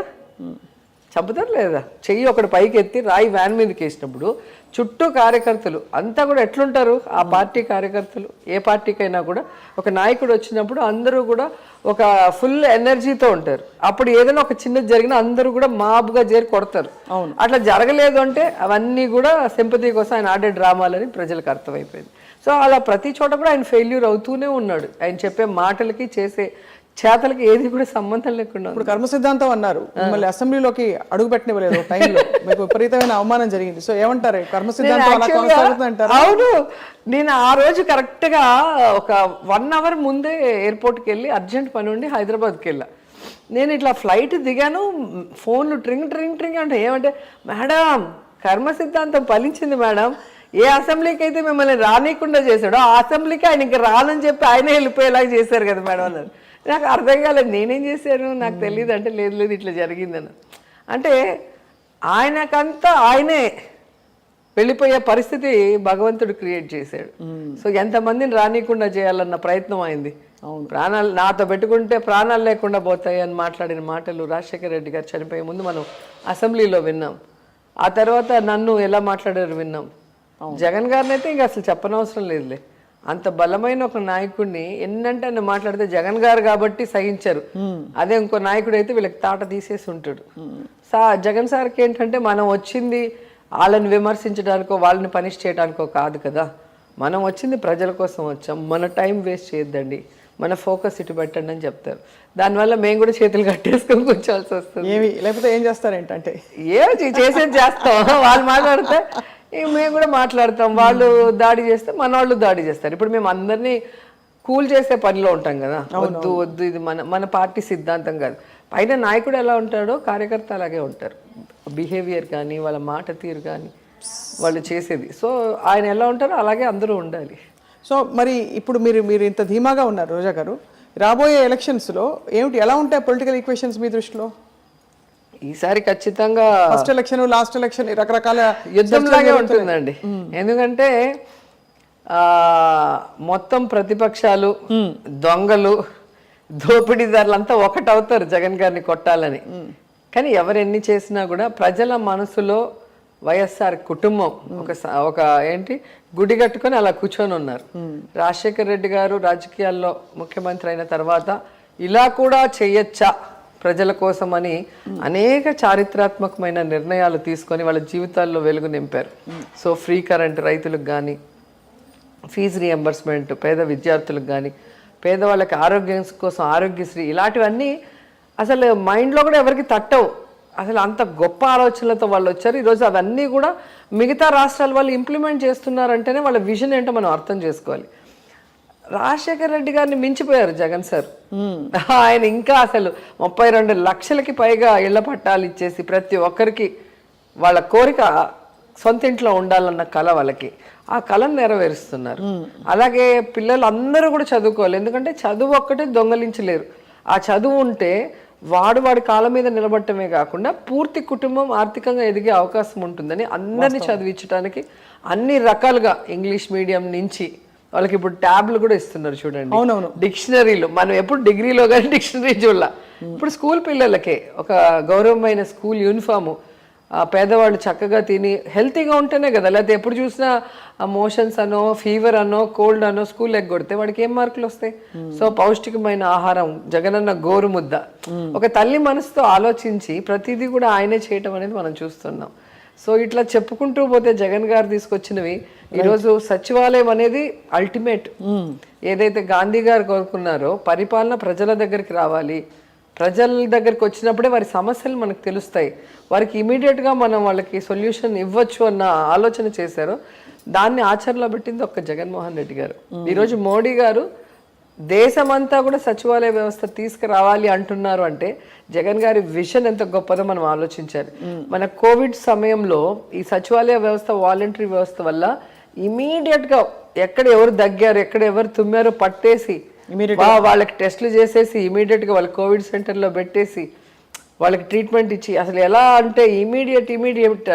అలాగే వర్షాలు వచ్చినప్పుడు వాళ్ళకి ఇంటికి రైస్ పంపించడం కానీ, డబ్బులు పంపించడం కానీ, ఎవ్రీ హౌస్కి డబ్బులు ఇచ్చారు కదా. అన్నీ కూడా మనకి ఆ వాలంటరీ వ్యవస్థ వల్ల ఇన్ఫర్మేషన్ ఇమీడియట్గా వస్తుంది. అలాగే జగన్ గారు అనుకున్నది ఇమీడియట్గా పోయి వాళ్ళకి చేరుతుంది. సో ఈ కనెక్షన్ అనేది చాలా బాగా బలమైన అనుబంధంగా మారింది. అది చూసి ఇప్పుడు మోడీ గారు కూడా మొన్న మధ్య మాట్లాడటం మనం విన్నాం. దేశమంతా కూడా దీన్ని తీసుకొస్తే ఎక్కడ ఏ సమస్య ఉన్నా ఇమీడియట్గా మనం దాన్ని సరిచేసే అవకాశం ఉంటుంది అని చెప్పి. సో ఈరోజు వాలంటీర్స్ వాళ్ళే వెళ్తారు, 50 ఏళ్ళకి ఒకరు ఉంటారు, వాళ్ళకి పెన్షన్ వస్తుందా లేదా, వాళ్ళకి రేషన్ కార్డు ఉందా లేదా, వాళ్ళకి ఆధార్ కార్డు ఉందా, అంత ప్రేమ పొంగిపోతే మోడీ గారికి స్పెషల్ స్టేటస్ ఇవ్వచ్చు కదా. ఆయన మన స్టేట్ మీద ప్రేమ కాదు కదా, ఓవరాల్ స్టేట్లో ఏం జరుగుతుంది అన్ని చోట్ల చెయ్యాలని. కానీ స్పెషల్ స్టేటస్ అనేది ఖచ్చితంగా ఇవ్వాలి, ఇస్తారు అని ఎందుకో నాకు అనిపిస్తుంది. కనీసం ఎలక్షన్ ముందైనా అనౌన్స్ చేస్తారని సో చాలా పాజిటివ్గా హ్యాపీగా ఉన్నారు. కానీ రోజా గారు ఆనెస్ట్గా మీరు ఒక అద్భుతమైన అంటే క్వీన్ ఆఫ్ గ్లామర్గా ఏలిన ఒక ఫేజ్ ఉండేది. ఆ తర్వాత అన్ని కష్టాలు రాజకీయాల్లోకి వచ్చారు, రకరకాల మాటలు అన్నారు, మీరు అవమానాలు పడ్డారు. మీరు మీ గురించి ఎవరిని అడిగినా కూడా ఇదే అంటారు, చాలా స్ట్రగుల్ అయ్యి అట్ ద సేమ్ టైం దులుపుకుంటూ పాజిటివ్గా ఉండి పడ్డవాడు ఎప్పుడు చెడ్డవాడు కాదంటారు. అది సో నాకు బలమైన సపోర్టు ఫస్ట్ నా ఫాదర్ ఉన్నారు, తర్వాత నా హస్బెండ్, నా బ్రదర్స్. సో వాళ్ళు ఎప్పుడూ కూడా నన్ను ఏమంటారు, నన్ను మోటివేట్ చేస్తూ ఉంటారు. సో మనకి అదే నువ్వు హీరోయిన్గా సంపాదించిందంతా పెట్టి బిజినెస్ చేసుకుంటూ హ్యాపీగా ఉంటే ఏం చేస్తుంటావు, కిట్టి పార్టీలకు అనుకుంటూ తిరుగుకుంటూ జాలీగా ఉంటావు. ఇప్పుడు చూడు కష్టపడుతున్నావు కాబట్టి కష్టం విలువ తెలుస్తుంది. సో దీంట్లో సక్సెస్ అవ్వాలి అంటే నా మొండితనం ఉంటుంది. ఎవరైనా నువ్వు ఇది చేయలేవు అంటే నేను అది చేసి చూపిస్తా. సో హీరోయిన్ కాలేవు అంటే నువ్వు అయ్యావు, పొలిటీషియన్ కాలేవు అంటే మినిస్టర్ కూడా అయ్యావు. సో నీకు ఆ కసి అనేది ఎక్కడి నుంచి వస్తుంది, ఒక కష్టంలో నుంచి వస్తుంది. సో దేవుడు ఏది చేసినా నీ మంచి కోసమే చేస్తాడు. ఆ పాజిటివ్ థింకింగ్ తో ఉండు, లైఫ్ లో నువ్వు అన్ని సక్సెస్ఫుల్ గా ముందుకు చూస్తావు అన్నారు. ఇప్పుడు అదే జరుగుతుంది నాకు. సో నేను ఇండస్ట్రీ నాకు సంబంధం లేదు, ఎందుకు ఇండస్ట్రీకి వెళ్ళాను అనుకుంటే ఇప్పుడు ఆలోచిస్తాను, ఓకే నేను పాలిటిక్స్లో సక్సెస్ అవ్వటానికి దేవుడు నన్ను అటు పంపించాడేమో. ఎందుకంటే పొలిటికల్ బ్యాక్గ్రౌండ్ లేని ఫ్యామిలీ, ఓసీ ఫ్యామిలీ, రిజర్వేషన్స్ ఉండవు కదా ఓసీకి. పొలిటికల్గా ఎవరైనా ఉంటేనే నేను రాగలను, మా ఫాదర్ మా బ్రదర్. అట్లా లేకుండా నేను ఈరోజు 2 సార్లు ఓడిపోయి మళ్ళీ సీటు తెచ్చుకొని 2 సార్లు గెలవటం అనేది మామూలు విషయం కాదు. సో దానికి నా ఇమేజ్ నాకు ప్లస్ పాయింట్ అది. దానికోసమే నేను ఇండస్ట్రీకి పంపించాడేమో దేవుడు. అంటే నా జర్నీ చూసారా ఎలా వచ్చింది, ఎలా వెళ్తుంది. సో ఏది జరిగినా మన మంచికే. దేవుడు మనం ఏదో ఒకటి అడుగుతాం కానీ మనకు రావాల్సినవి ఎన్నో ఉంటాయి, అది దేవుడికి తెలుసు. అందుకే భగవంతుని కోరుకుంటా, నాకు ఏది మంచిదో అది చేయండి అని కోరుతాను తప్ప నాకు ఇది కావాలని కోరను. ఎందుకంటే మనం ఒకటే అడుగుతాం, మేము ఆయన 4 ఇవ్వాలనుకుంటాడేమో, మనం ఎందుకు ఒకటి అడిగి 3 వదులుకోవటం. సో నాకు ఏది మంచిదో అది మీరే ఇవ్వండి అంటే సరిపోతుంది కదా. రోజా గారు సూటిగా మిమ్మల్ని నానా మాట్లాడినప్పుడు మిమ్మల్ని ఐరన్ లెగ్ అన్నారు, మీరు చెప్పండి ఎవరు ఐరన్ లెగ్ ప్రస్తుతం పాలిటిక్స్? ఐరన్ లేడీ అంటున్నారు ఇప్పుడు. అవును, బట్ అది of course golden iron lady. ఎప్పుడు అంటే కాయలున్న చెట్టుకే రాళ్ళ దెబ్బలు అని పెద్దలు అంటారు కదా, అది. సో ఈ అమ్మాయి రాజశేఖర రెడ్డి గారిని కలిసింది, ఈ అమ్మాయి ఎక్కడ ఎదిగిపోతుందో అన్న భయంతో తల్లడిల్లిపోతున్న తెలుగుదేశానికి సడన్గా వైఎస్ఆర్ గారి మరణము వాళ్ళు రాజకీయంగా వాడుకోవాలి, నన్ను దెబ్బ కొట్టాలి, నన్ను ఎదగకుండా ఇంటికి పంపించాలన్న ఆలోచనతో వాళ్ళ ఆఫీస్ నుంచే మెసేజెస్ వెళ్ళాయి. ఈ ఐరన్ లెగ్ అనేది చంద్రబాబు నాయుడు ఉన్నప్పుడు ఇట్లయింది అట్లయింది. మరి చంద్రబాబు నాయుడు దగ్గర నేను 1999లో ఎలక్షన్ డైరెక్ట్గా ఫేస్ చేసినప్పుడు నేను ప్రచారం చేస్తే నన్ను పాలిటిక్స్లో తీసుకొచ్చిన శివప్రసాద్ గారు ఎమ్మెల్యే మినిస్టర్ అయ్యాడు, ఈయన సీఎం అయ్యాడు. మరి నేను ఎలా ఐరన్ లెగ్ అవుతాను? నేను ఇంటర్వ్యూలో కూడా చెప్పాను. సో వాళ్ళు ఏదో మనం పైకి ఎదగకూడదు అన్న ఆలోచనతో అలాంటి పిచ్చి వేషాలు వేస్తున్నారు. ఇంకొకరు అయితే అవి నమ్మి ఉంటారేమో కానీ జగన్ గారి కుటుంబం నాకు బాగా గుర్తు. విజయమ్మ దగ్గర ఎవరో ఆ మాట అంటుంటే అవన్నీ తప్పు, అలా అనకూడదు అని చెప్పి ఆవిడ మందలిచ్చింది. ఒక పొలిటికల్ మహిళనే మందలించి వాళ్ళు సపోర్ట్ చేశారు. నాన్నని నమ్మి వచ్చారు, నాన్న లేకపోయినా మేము మీకు అండగా ఉంటాం, నాతో పాటు లైఫ్ లాంగ్ పాలిటిక్స్ కంటిన్యూ చేయండి అని చెప్పి జగన్ సార్ మాట ఇచ్చారు. సో ఆ మాటతో అలాగే అన్నతో ఉండిపోయాను. ఆయన పార్టీ పెట్టేంత వరకు వెయిట్ చేసి, కాంగ్రెస్లో కూడా నేను చేరలేదు, ఆయన కోసం వెయిట్ చేసి ఆయన పార్టీ పెట్టాక ఆయనతో పాటు అడుగులు వేస్తూ ఇప్పటి వరకు వస్తూనే ఉన్నాను. సో ఇప్పుడు నెక్స్ట్ హ్యాట్రిక్ అంటారు అయితే? ఖచ్చితంగా 100%. నా కాన్స్టిట్యున్సీలో ప్రజల్లో నేను ఎప్పుడూ ఉంటాను. వారికి ఏది కావాలన్నా వాళ్ళ కుటుంబ సభ్యురాలు, ఒక సిస్టరు మంత్రి అయితే ఎలా ఉంటుందో అలా ఎవరైనా మా ఇంటికి రావచ్చు, ఏ సమస్య మీదైనా వాళ్ళు అడగచ్చు, ఏ పార్టీ వాళ్ళైనా రావచ్చు. నా వల్ల అయినా సహాయం అందరికీ చేస్తూ ఉంటాను. చాలా మంచి బ్యూటిఫుల్ ఫేజ్లో ఉన్నారు రోజా గారు. కానీ మేము దారిలో వస్తూ మీ పాత సినిమాలు పాటలని తిరిగేసినప్పుడు అంటే అనిపించింది మిమ్మల్ని ఏదో గ్లామర్ అని పరిమితం చేశారు, మీరు చూడటానికి బాగుంటారని. బట్ మీరు యాక్టింగ్ ఓరియంటెడ్ క్యారెక్టర్స్ భలే చేశారు. అదే అంటే నేను అన్ని రకాలు చేశాను, మైథలాజికల్ చేశాను, నక్సలైట్ బ్యాక్డ్రాప్ ఇవి చేశాను, సోషల్ అవేర్నెస్ ఇవి చేశాను. సో అన్నీ చేసి. బాలు గారికి మీ నాన్నగారు స్నేహితుడు, బాగా క్లోజ్ ఫ్రెండ్ అనే విషయం చాలా సర్ప్రైజ్ అయ్యాను నేను ఎవరో చెప్తే నాకు. మళ్ళీ చూస్తే ఇప్పుడు నేను కంటెస్ట్ చేసిన నగిరిలో PCN స్కూల్లో ఆయన చదువున్నారు, వాళ్ళ మేనమామ వాళ్ళ ఇంట్లో ఉండి. అది కూడా నాకు అలా కోఇన్సిడెన్స్ చూసారా, అక్కడ నాన్నకి ఫ్రెండ్, ఇక్కడ కాన్స్టిట్యూన్సీతో కూడా కనెక్షన్ ఉంది. ఒకసారి అయినా ఆయన ఒక ఫంక్షన్కి పిలవాలి అనుకున్నాను నా కాన్స్టిట్యూన్సీలో, ఏదైనా పెద్ద ప్రోగ్రామ్ పెట్టి. అది అంటే 5 ఏళ్ళు నేను అపోజిషన్లో ఉన్నా, ఏం చేయలేకపోయా. ఆ తర్వాత ఈ గవర్నమెంట్ రాగానే ఆ కోవిడ్లోనే ఆయన చనిపోయారు. సో ఆయనను పిలిచి ఒక సన్మానం పెద్దగా చేద్దాం అనుకున్నా, చేయలేకపోయా. సో ఖచ్చితంగా భవిష్యత్తులో ఆయన ఆయనది పెద్ద స్టాచ్యూ పెట్టి ఆయన పాటలన్నీ ఒక పెద్ద ఈవెంట్ లాగా చేద్దాం అనుకుంటున్నా. చాలా గొప్ప సంకల్పం. ఐ థింక్ తెలుగు ప్రజలు ప్రపంచవ్యాప్తంగా అసలు భారతదేశ ప్రజలు, ఆయనకు ఒక భాష కాదు కదా, అన్ని భాషలు ఆయనవే. రైట్. అండ్ మీరు చాలా మోస్ట్ ఫోటోజెనిక్ ఫేస్ అని బాలు గారు కూడా చాలా సందర్భాల్లో అన్నారు. నన్ను చూడగానే పాటలు పాడతారు, ఏడిపిస్తారు పాటలు పాడి. ఏ పాట పాడతారు నన్ను చూసి? ఏ పాట? రోజావే చిన్ని రోజావే అని పాడతారు. రోజ్ రోజ్ రోజ్ రోజప్పు ఏదో ఒక సాంగ్ ఎదురొచ్చినప్పుడు. మేము సారథి స్టూడియోస్లో పాడుతో తీయగా బాలు సార్ వాళ్ళ సెట్, మాది వచ్చి మోడర్న్ మహాలక్ష్మి. సో నాకు లాస్ట్ డే వాళ్ళకి ఫస్ట్ డే, లేదా వాళ్ళది లాస్ట్ డే నేను ఫస్ట్ డే, అట్లా ఆ డేట్స్ మ్యాచ్ అవుతాయి. ఎప్పుడో ఒకసారి ఎదురు పడుతూ ఉంటాం. లేదా నాకు షూటింగ్ అయిపోతే సెట్లోకి వెళ్ళి పలకరించేసి వెళ్తాను. చాలా బాగా చూసుకుంటారు నన్ను. మీరు స్టెప్పులు వేసేటప్పుడు కూడా ఎవరిని ఆయనతో కూడా ఒక సినిమాలో యాక్ట్ చేశాను. సాంగ్ ఉంటుంది, ఆ శ్రీదేవి గారు చిరంజీవి గారిది ఉంది కదా, అబ్బని కమ్మని దెబ్బ, ఆ సాంగ్ ఒకటి. తర్వాత ఎన్టీఆర్ శ్రీదేవి ఆకు చాటు ఉప్పింది తడిసి, ఒక మూవీలో అంకుల్ కి నాకు డ్యూయట్ ఉంది. అసలు భలే అల్లరి చేసాం ఆ రోజైతే, అంకుల్ని ఏడిపించేసాం. ఆయన డాన్స్ అంటే అంత హెవీగా చేయలేరు కదా. ఇంకా వర్షం వచ్చి ఆ వర్షంలో ఆకు చాటు ఉప్పింది తడిసే, ఆయనకి ఫీవర్ వచ్చేసింది పాపం. ఎక్కువ టేక్లు అవుతాయి కదా, వాటర్ వేస్తూనే ఉన్నారు. ఆ పిక్చర్లో నేను సంగీతం నేర్చుకోవడానికి వస్తాను బాలుగారి దగ్గరికి. అప్పుడు సుధాకర్ కామెడీ ఆర్టిస్ట్ ఉంటాడు. అమ్మాయి అలా చూసిందంటే నేను లవ్ చేస్తున్నట్టు ఇలా మాట్లాడదని లేనిపోనివన్నీ బుర్రలోకి ఎక్కించి అంకుల్కి ఒక డ్యూయట్ పెట్టారు. అవును, ఒక ఇల్యూషన్ లాగా ఒక సాంగ్ పెట్టారు. సో నవ్వుతూ ఉంటారు అంకుల్. మీరు డాన్స్లో మిమ్మల్ని ఎవరు అందుకోలేరు అంటే అంత మంచి డాన్సర్ మీరని, అంటే one of the best dancers on screen Chiranjeevi గారు ఆయన అన్నారు.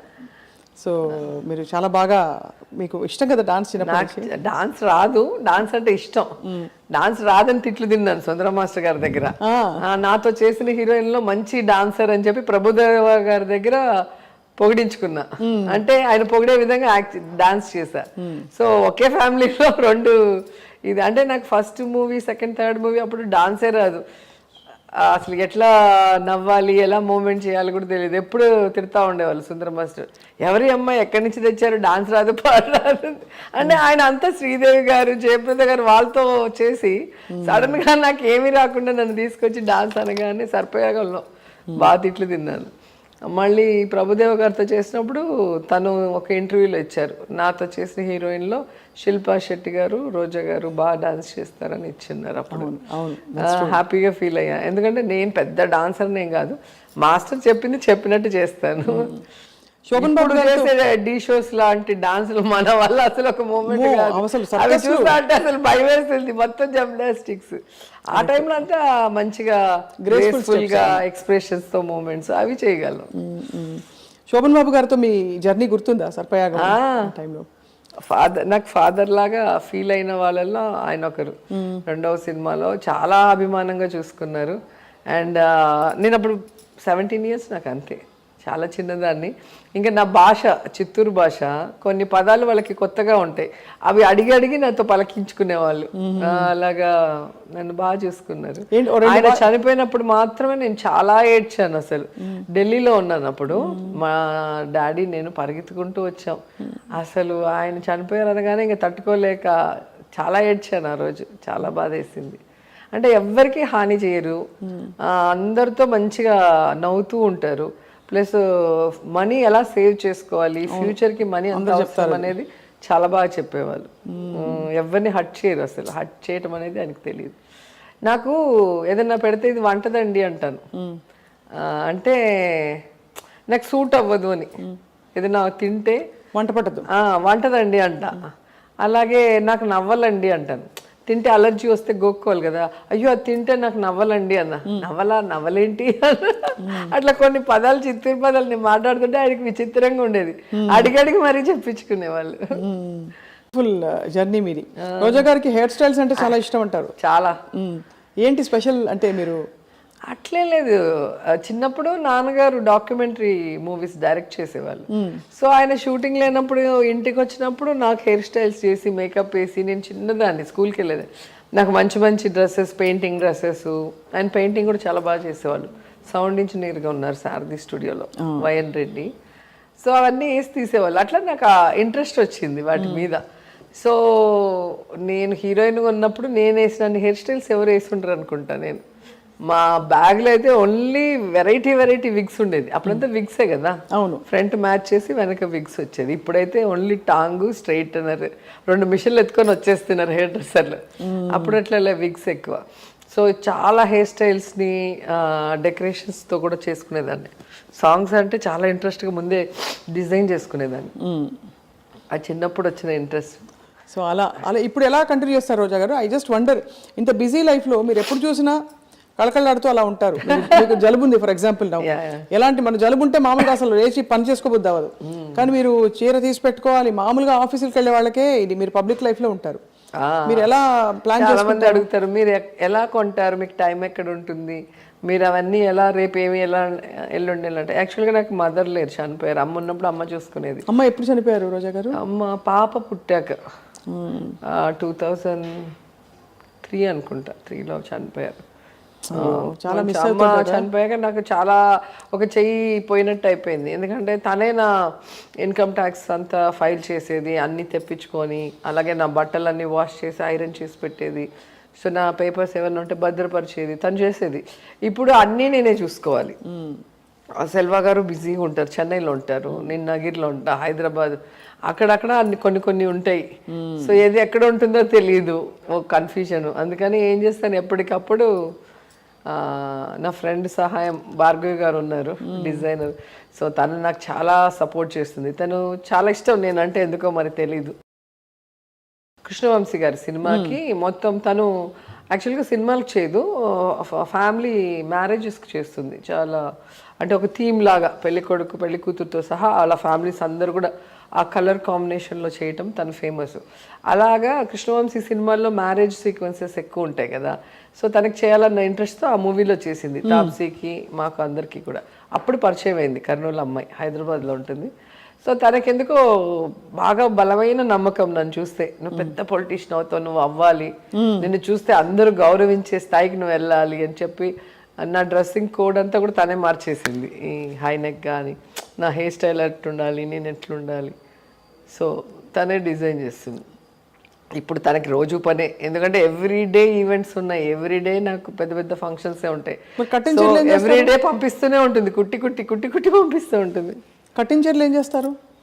ఉంటాయి అట్లాగే, కొన్ని మాయమవుతుంటాయి, కొన్ని ఉంటాయి. అటు ఇటు పోయేటప్పుడు కొన్ని మాయమైపోతుంటాయి. మేడంకి తెలియదు కదా ఏ చీర ఏంటని. ఎప్పుడో ఫోటో చూసినప్పుడు ఈ చీర ఏమైందిరా ఆ రోజు కట్టినట్టు, ఏమో మేడం మీరు అక్కడ కదా కట్టారు, ఇక్కడ కదా కట్టారు అని ల్యాక్ చేస్తారు. ఇంకా వాళ్ళతో గొడవ పెట్టుకోవాలంటే దానికి కూడా టైం ఉండేది. అదే అంతే కదా. అలాగే సో కాటన్ శారీస్ ఎక్కువగా కాన్స్టెన్సీలో కడతాను.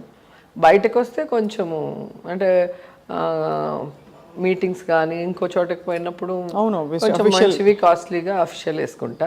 కాన్స్టెన్స్లో ఉంటే మ్యాక్సిమం ఇక్కత్తు కాటన్ అవే వేసుకుంటా, అన్ని కాటన్. ఎందుకంటే ఎండ ఎక్కువ ఉంటుంది మాకు, తిరుపతి నగిరి అంతా కూడా చాలా ఎండ, స్వెట్టింగ్. అవును, నాకు కాటన్ వేసుకుంటే కంఫర్ట్గా ఉంటుంది. అందుకని అదే. ఎన్ని చీరలు ఉంటారు రోజు లెక్క పెట్టారు ఎప్పుడైనా? ఒక 500 ఉంటాయి ఏమో తెలీదు, కొంటూనే ఉంటా. అదే మరి ఎవ్రీడే కొంటుంటా, అదొక పిచ్చి. ఇంకా వేరే ఏముంటుంది, మంచి శారీ ఒకటే కట్టుకోగలవు ఇప్పుడు మినిస్టర్గా. సో అందుకని మంచి శారీస్. అది కాకుండా నా శారీస్కి చాలామంది ఫ్యాన్స్ ఉంటారు. అందరూ అంటారు మీ చీరలు మేము ఫాలో అవుతున్నాం. మరి ఎంతమంది ఉన్నప్పుడు వాళ్ళని హట్ చేయకూడదు కదా, అందుకే కొత్తగా రెడీ చేసి. అందులో మీరు తెర మీద స్టార్, మళ్ళీ తెర బయట కూడా ఇప్పుడు స్టార్ కాబట్టి వాళ్ళందరూ చెప్పాక సో వాళ్ళ కోసం అన్నా మెయింటైన్ చేయాలని మళ్ళీ కొంటూ ఉంటా. అట్లా చాలా ట్రోలింగ్ అవుతూ ఉంటారు, అందరూ అవుతారు, నాయకులందరూ. మీరు ఎలా పట్టించుకోరా, చూడరా అసలు? నేను ఫస్ట్ నాకు ఎవరైనా పెడితే మీరు నా మీద ప్రేమతో పెట్టారా లేకపోతే ఏదైనా సునకానందంతో పెట్టారా అంటే, నేను హట్ అయితే మీరు ఎంజాయ్ చేద్దామని పెట్టారని అర్థం. అయ్యో అట్లా కాదు మేడం, మీకు తెలియాలి కదా. ఇప్పుడు తెలిసి నేను ఏం చేయగలను, తెలిసి ఇరిటేట్ అవుతాను లేదా హట్ అవుతాను. దీనివల్ల ఏం ఉపయోగం, నాకు నష్టమే తప్ప పాజిటివ్ ఉండదు. దయచేసి నా మంచి కోరుకుంటే నాకు పెట్టద్దండి అని చెప్తా, ఎవరిని పెట్టద్దండి అంట. నేనే ఎప్పుడో తెలియకుండా ఈ మన జబర్దస్త్ కానీ డి కానీ ఇట్లా ఏదైనా పాటలు వింటూ యూట్యూబ్లో చూసినప్పుడు ఏదైనా 1-2 వస్తుంది, టక్కని తీసేస్తాను, చూడను. చూసాము అంటే కోపం వస్తుంది, ఆలోచన విధానం మారుతుంది. చాలా నాకు అది ఇష్టం ఉండదు. కానీ చాలా అది కరప్ట్ చేయాల్సిన ఒక ఇది రావాలండి. ఇప్పుడు మనం అంటే తట్టుకోగలం. అనసూయ అయితే తను ఉక్కుపాదంతో మొదలుపెట్టింది అంటే ట్రోలింగ్ మీద యుద్ధం. బికాస్ చాలా దారుణమైన ట్రోలింగ్ అవుతుంది అందరికీ. అంటే ఇప్పుడు మన వరకు అయితే మనము ఎదుర్కోగలం, మనం ఇండస్ట్రీలో ఉన్నాము, వీళ్ళ మెంటాలిటీ తెలుసు కాబట్టి దీన్ని ఎక్కడ కట్ చేద్దాము, ఆ అవకాశం వచ్చినప్పుడు మనం చేయగలం. కానీ మన పిల్లలు, మా అమ్మాయిని అయితే అసలు ఎంత ఇబ్బంది పెట్టారో, తను చాలా డిప్రెస్ అయి ఉన్నింది ఒక టైంలో. నాకు తెలీదు. అంటే తన ఫొటోస్ డౌన్లోడ్ చేసుకొని వాటిని న్యూడ్గా, వాటిని పిచ్చిగా అట్లా చేస్తే మళ్ళీ తనకి ఇది చేస్తున్నప్పుడు వాళ్ళకి అది ఏం తెలియని వయసు కదా, ఇలాంటివి అసలు వాళ్ళు ఫేస్ చేసి ఉండరు. సడన్గా వాళ్ళకి ఇదయ్యే కొద్దికి చాలా యాక్షన్ తీసుకున్నారు రోజా గారు. నాకు తెలిసే కొద్దికి చాలా లేదు, చెప్పలేదు పాప. అంటే నేను సీరియస్గా రియాక్ట్ అవుతాను కదా, ఎందుకులే కూడా, అది ఇంకా సెన్సిటివ్, ఎందుకులే గొడవ అని చెప్పి తనలో తనే బాధపడుతుంది. అదే మళ్ళీ తను ఒకసారి అనింది, ఎందుకమ్మా నువ్వు ఇంత మంచిదానివి, నువ్వు ఇంత హెల్పింగ్ నేచర్ ఉంది, నిన్నెందుకు ఇంత చెడ్డగా ట్రోల్ చేస్తారు, ఎందుకు నిన్ను తిడతారు, సంబంధం లేకుండా ఏదో మా ఫ్యామిలీ ఫంక్షన్స్ పెట్టినా కూడా కింద తిడతారు. పొలిటికల్గా మనం మాట్లాడినప్పుడు తిడితే వేరే, ఎక్కడో సంబంధం లేని ఒక ఫ్యామిలీ ఫంక్షన్, ఒక బర్త్డే వీడియో కిందో, లేదా ఒక మంచి ఫోటో మా పిల్లలతో ఉన్న ఫోటో కిందో సంబంధం లేకుండా వాళ్ళు మాట్లాడేది చూసి చాలా హర్ట్ అయింది. ఎందుకమ్మా మనకు అవసరమా ఇట్లాంటివన్నీ అని చెప్పేసి నేను మళ్ళీ చెప్పాను, పాలిటిక్సే కాదు నాన్న, ఏ ఫీల్డ్ అయినా ఇలాగే ఉంది, వాక్ స్వాతంత్రం అంటూ వాడి ఇష్టానికి చేస్తున్నాడు. అవును, చాలా ఇది కరెక్ట్ కాదు. యాక్చువల్గా కోర్ట్స్ కానీ గవర్నమెంట్స్ దీని మీద యాక్షన్ తీసుకోవాలి, లేకపోతే చాలా మంది పిల్లలు ఇబ్బంది పడతారు. మీ పార్టీ నాయకులకు మాత్రం భలే వొకాబులరీ అండి, మీరు కొత్త పేర్లు పెడుతుంటారు నాయకులకి. మొన్న ఇటీవల మీరు ఏదో నామకరణం చేసినట్టున్నారు లోకేష్ గారికి. పిల్ల పిత్రేగా అంటే ఏంటి? అంటే మా ఊరు సైడు వయసుకు మించి మాట్లాడటం, వయసుకు మించి చేస్తే పనులు పిల్ల పిత్రేగా అంటారు. నాకు లొకేషన్ చూస్తే అదే అనిపిస్తుంది. ఆయన మాట్లాడే మాటలకి చేసే వాటికి ఏం సంబంధం ఉండదు. సో ఆ రోజు ఎందుకో ఏదో డిస్కషన్లో అలా వచ్చింది. అసలు ఒక పొలిటికల్ లీడర్గా ఎదగాలి అంటే అసలు అందరూ ఎంత కష్టపడి పైకి వస్తున్నాం, కానీ ఒక సీఎం కొడుక్కి చాలా ఈజీ. తన తండ్రి అధికారాన్ని అడ్డం పెట్టుకొని దొంగదారిలో ఎమ్మెల్సీ అయ్యి మినిస్టర్ అయ్యాడు. మినిస్టర్గా తాను ఉండగా, తన తండ్రి ముఖ్యమంత్రిగా ఉండగా ఎమ్మెల్యేగా ఓడిపోవటం ఎంత దౌర్భాగ్యం. అలాంటి వాడు కూడా జగన్మోహన్ రెడ్డి గారు నేను అంతు చూస్తా, ఏ జగన్ రెడ్డి రారా అంటుంటే నాకు నిజంగా పిల్ల పిత్రేగాడ అనే పదం గుర్తొచ్చింది. అసలు సడన్ గా జగన్ సార్ వాడి ముందర ప్రత్యక్షమై ఏంట్రా చెప్పు అంటే గుండాయి చచ్చిపోతాడు. నాకు ఎప్పుడు అలా అనిపిస్తుంది, ఎవడైనా జగన్ గారిని తిడుతుంటే సడన్ గా జగన్ గారు వాళ్ళ ముందర ప్రత్యక్షమై ఏంటి చెప్పాలి, ఎలా ఉంటుంది వీడి పరిస్థితి అనేది నాకు నేనే అనుకొని నవ్వుకుంటూ ఉంటాను. అసలు వాళ్ళు ప్రజలకు మంచి చేయరు, వాళ్ళకి లీడర్షిప్ క్వాలిటీ ఉండదు. కానీ జగన్ సార్ని చూసి జలస్తో ఏది పడితే అది మాట్లాడేది, మన ఛానల్లే కదా మనం చెప్పినవన్నీ వేస్తారు అని వాళ్ళు మాట్లాడే మాటలకి ఇంకా పిల్ల పిత్రేగా అనేది కరెక్ట్ అనిపించింది నాకు. కింద ఫైన్ ప్రింట్లో మీరు అంటే మీనింగ్ కూడా చెప్పాలి, అంత తెలుగు రాకపోవచ్చు చాలా. అదే చెప్పే కదా, అదే అర్థమైంది ఇప్పుడు మీరు చెప్పారు కాబట్టి. పిల్ల చేష్టలు అలా నా కొడక అంటారు మా సైడ్, అంటే అది బూత్ కాదు, చిత్తూరు సైడ్లో ఆ లాంగ్వేజ్ అలా ఉంటుంది. సో వాటికి ఇది ఒక పర్యాయ పదం అంతే. సో రోజా గారు ఇప్పుడు కంప్లీట్లీ మీరు అవే ఫ్రమ్ ఆల్ ఎంటర్టైన్మెంటా అయితే ప్రస్తుతానికి? ఏముంది, అసెంబ్లీలోనే పెద్ద ఎంటర్టైన్మెంట్ ఇప్పుడు. సో ఎవడెవడు మమ్మల్ని టార్గెట్ చేసి అబద్ధాలు స్ప్రెడ్ చేయాలి, జగన్ సార్ని నిందలు వేసి ఏదన్నా చేయాలనుకున్నప్పుడు ఇంకా మాకు ఎంటర్టైన్మెంటే, వాళ్ళని ఆడుకోవటం ఇంకేముంటుంది. ఎలాగూ సంక్షేమం అభివృద్ధి జగన్ సార్ చూసుకుంటారు, రైట్, అది మేము ఫాలో చేసుకుంటూ వెళ్ళిపోతాం. ఇక మధ్యలో ఇలాంటి ఎంటర్టైన్మెంట్లు ఉంటుంటాయి అంతే. అయితే జబర్దస్త్ కానీ మాకు ఇప్పుడు జబర్దస్త్ షూటింగ్కి వెళ్ళి చూడాల్సిన అవసరం లేదు కామెడీ ఆర్టిస్ట్ని, అంతే అంటారు. మన స్టేట్లోనే ఉన్నారు, పీకే గారు ఉన్నారు, లోకేష్ గారు ఉన్నారు, మధ్యలో అచ్చెన్నాయుడు గారు వస్తారు, అయ్యన్న పంతుడు గారు వస్తారు, వీళ్ళందరూ మన కామెడీ ఆర్టిస్టులకు మించిపోయి ఉన్నారు. వాళ్ళ మాటలు, వాళ్ళ హావభావాలు, ఇంకా అవే సరిపోతుంది మాకు చూసి నవ్వుకోవటానికి. చాలా మీరు ఇంత బోల్డ్గా ఇప్పుడు ఉన్నారు రోజా గారు, అంటే ఎప్పుడు మీరు ఫైర్ బ్రాండ్ అని మొదటి నుంచి వచ్చిన పేరే, కానీ ఐ జస్ట్ వండర్, మీరు పాత కొలీగ్స్ మీ వాళ్ళు ఎదురుపడితే ఎలా ఉంటుంది మీ పరిస్థితి, అంటే వాళ్ళ పరిస్థితి మీ పరిస్థితి, వాళ్ళు మీరు పాత కొలీగ్స్ అంటే సినిమాల్లో మీరు కలిసి యాక్ట్ చేసిన హీరోలు, ఓకే ఓకే, ఇప్పుడు పాలిటిక్స్ లో రీసెంట్ గా నాగార్జున గారిని కలిసాను, ఆలీ గారి కూతురు పెళ్లిలో. అసలు ఫుల్ హ్యాపీగా వచ్చి ఇలా పట్టుకొని ఆయనను అమలా మ్యామ్ ఎలా ఉన్నావురా, పాలిటిక్స్ ఎలా ఉన్నాయి అని చెప్పి చాలా హ్యాపీగా మాట్లాడారు. నాకు చాలా హ్యాపీ అనిపించింది. ఎందుకంటే ఒక టైంలో నేను సర్పయాగం చేసేటప్పుడు నాగార్జున గారిని చూడటానికి మన అన్నపూర్ణ స్టూడియోలో మాకు షూటింగ్ జరుగుతుంది. ఆయన వచ్చారు అని చెప్తే స్టూడియోలో నుంచి పరిగెట్టుకుంటూ వెళ్ళాను. మేము ఒక సైడ్ షూట్ చేస్తున్నాం, ఇంకో సైడ్ ఆయన వచ్చారు, కారు వచ్చి ఆగిందంటే. అంత పిచ్చి నాగార్జున గారు అంటే కాలేజ్ చదివేటప్పుడు. ఫస్ట్ కృష్ణ గారికి, ఆ తర్వాత నాగార్జున, చిరంజీవి గారు అంటే చాలా ఇష్టం. సో నాగార్జున కోసం పరిగెత్తిన నేను ఈరోజు నాగార్జున గారు నాకు ఎదురొచ్చి నవ్వుతూ మాట్లాడిస్తుంటే చాలా హ్యాపీ అనిపించింది నాకు. అండ్ ఈ మధ్యలో మన హైదరాబాద్ ఎయిర్పోర్ట్లో లాంచ్లో వెంకటేష్ గారు కనిపించారు. మేము లక్నో వెళ్తున్నప్పుడు చెప్పారు, అక్కడ మంచి ఫుడ్ దొరుకుతుంది, ఎంజాయ్ చేయండి ఫుడ్ అన్నారు. సో ఆయన ఎప్పుడూ అంటుంటారు, మీరు చాలా కష్టపడి పాలిటిక్స్లో పైకి వచ్చారు, మీరు డిజర్వ్డ్ మినిస్టర్ అవ్వటానికి, ఫైనల్లీ మీరు మినిస్టర్ అయ్యారు, హ్యాపీగా ఉంది అని చెప్పినప్పుడు చాలా హ్యాపీ అనిపించింది. ఎందుకంటే ఆయన పెద్దగా మాట్లాడరు, వెంకటేష్ గారు చాలా రిజర్వ్డ్గా ఉంటారు ఎప్పుడు కూడా. స్పిరిచువల్ సైడ్ ఉన్నారు ఇప్పుడు, మెడిటేషన్. ఓకే. సో ఆ రోజు కనిపించినప్పుడు లాంచ్లో ఆయన చెప్పినప్పుడు చాలా హ్యాపీ అనిపించింది. రమ్యకృష్ణ ఎక్కువ చెప్తూ ఉంటుంది, నాకు అసలు మనుషులు చూస్తే కింద కాళ్ళు వణుకుతాయి, నువ్వు అంతమంది మధ్యలో మైక్ పట్టుకొని అలా ఎలా మాట్లాడగలుగుతున్నావు, నువ్వు హీరోయిన్ ఉన్నప్పుడు పెద్ద క్వైట్గానే ఉంటారు కదా. క్వైట్గా ఉంటాను, ప్లస్ మేమున్నప్పుడు నేను, రాధికక్క, మీనా, రమ్య, మేమున్నప్పుడు సరదాగా నవ్వుకుంటుంటాం జోక్స్ వేసుకొని, అంతేగాని ఇలా మైకులు పట్టుకొని సీరియస్గా మాట్లాడేంత లేదు అప్పుడు. ఎలా నీకు ఇది వచ్చింది, ఇంత ధైర్యం ఎక్కడి నుంచి వచ్చింది, నాకు ఇప్పటికి కూడా ఆశ్చర్యం నేను చూస్తుంటే అని చెప్పి రమ్య ఎప్పుడూ అంటుంటుంది. యాక్చువల్గా ఆమె బోల్డ్గా ఉంటుంది, సినిమాల్లో చూస్తే ఆమె నన్ను అంటుంది.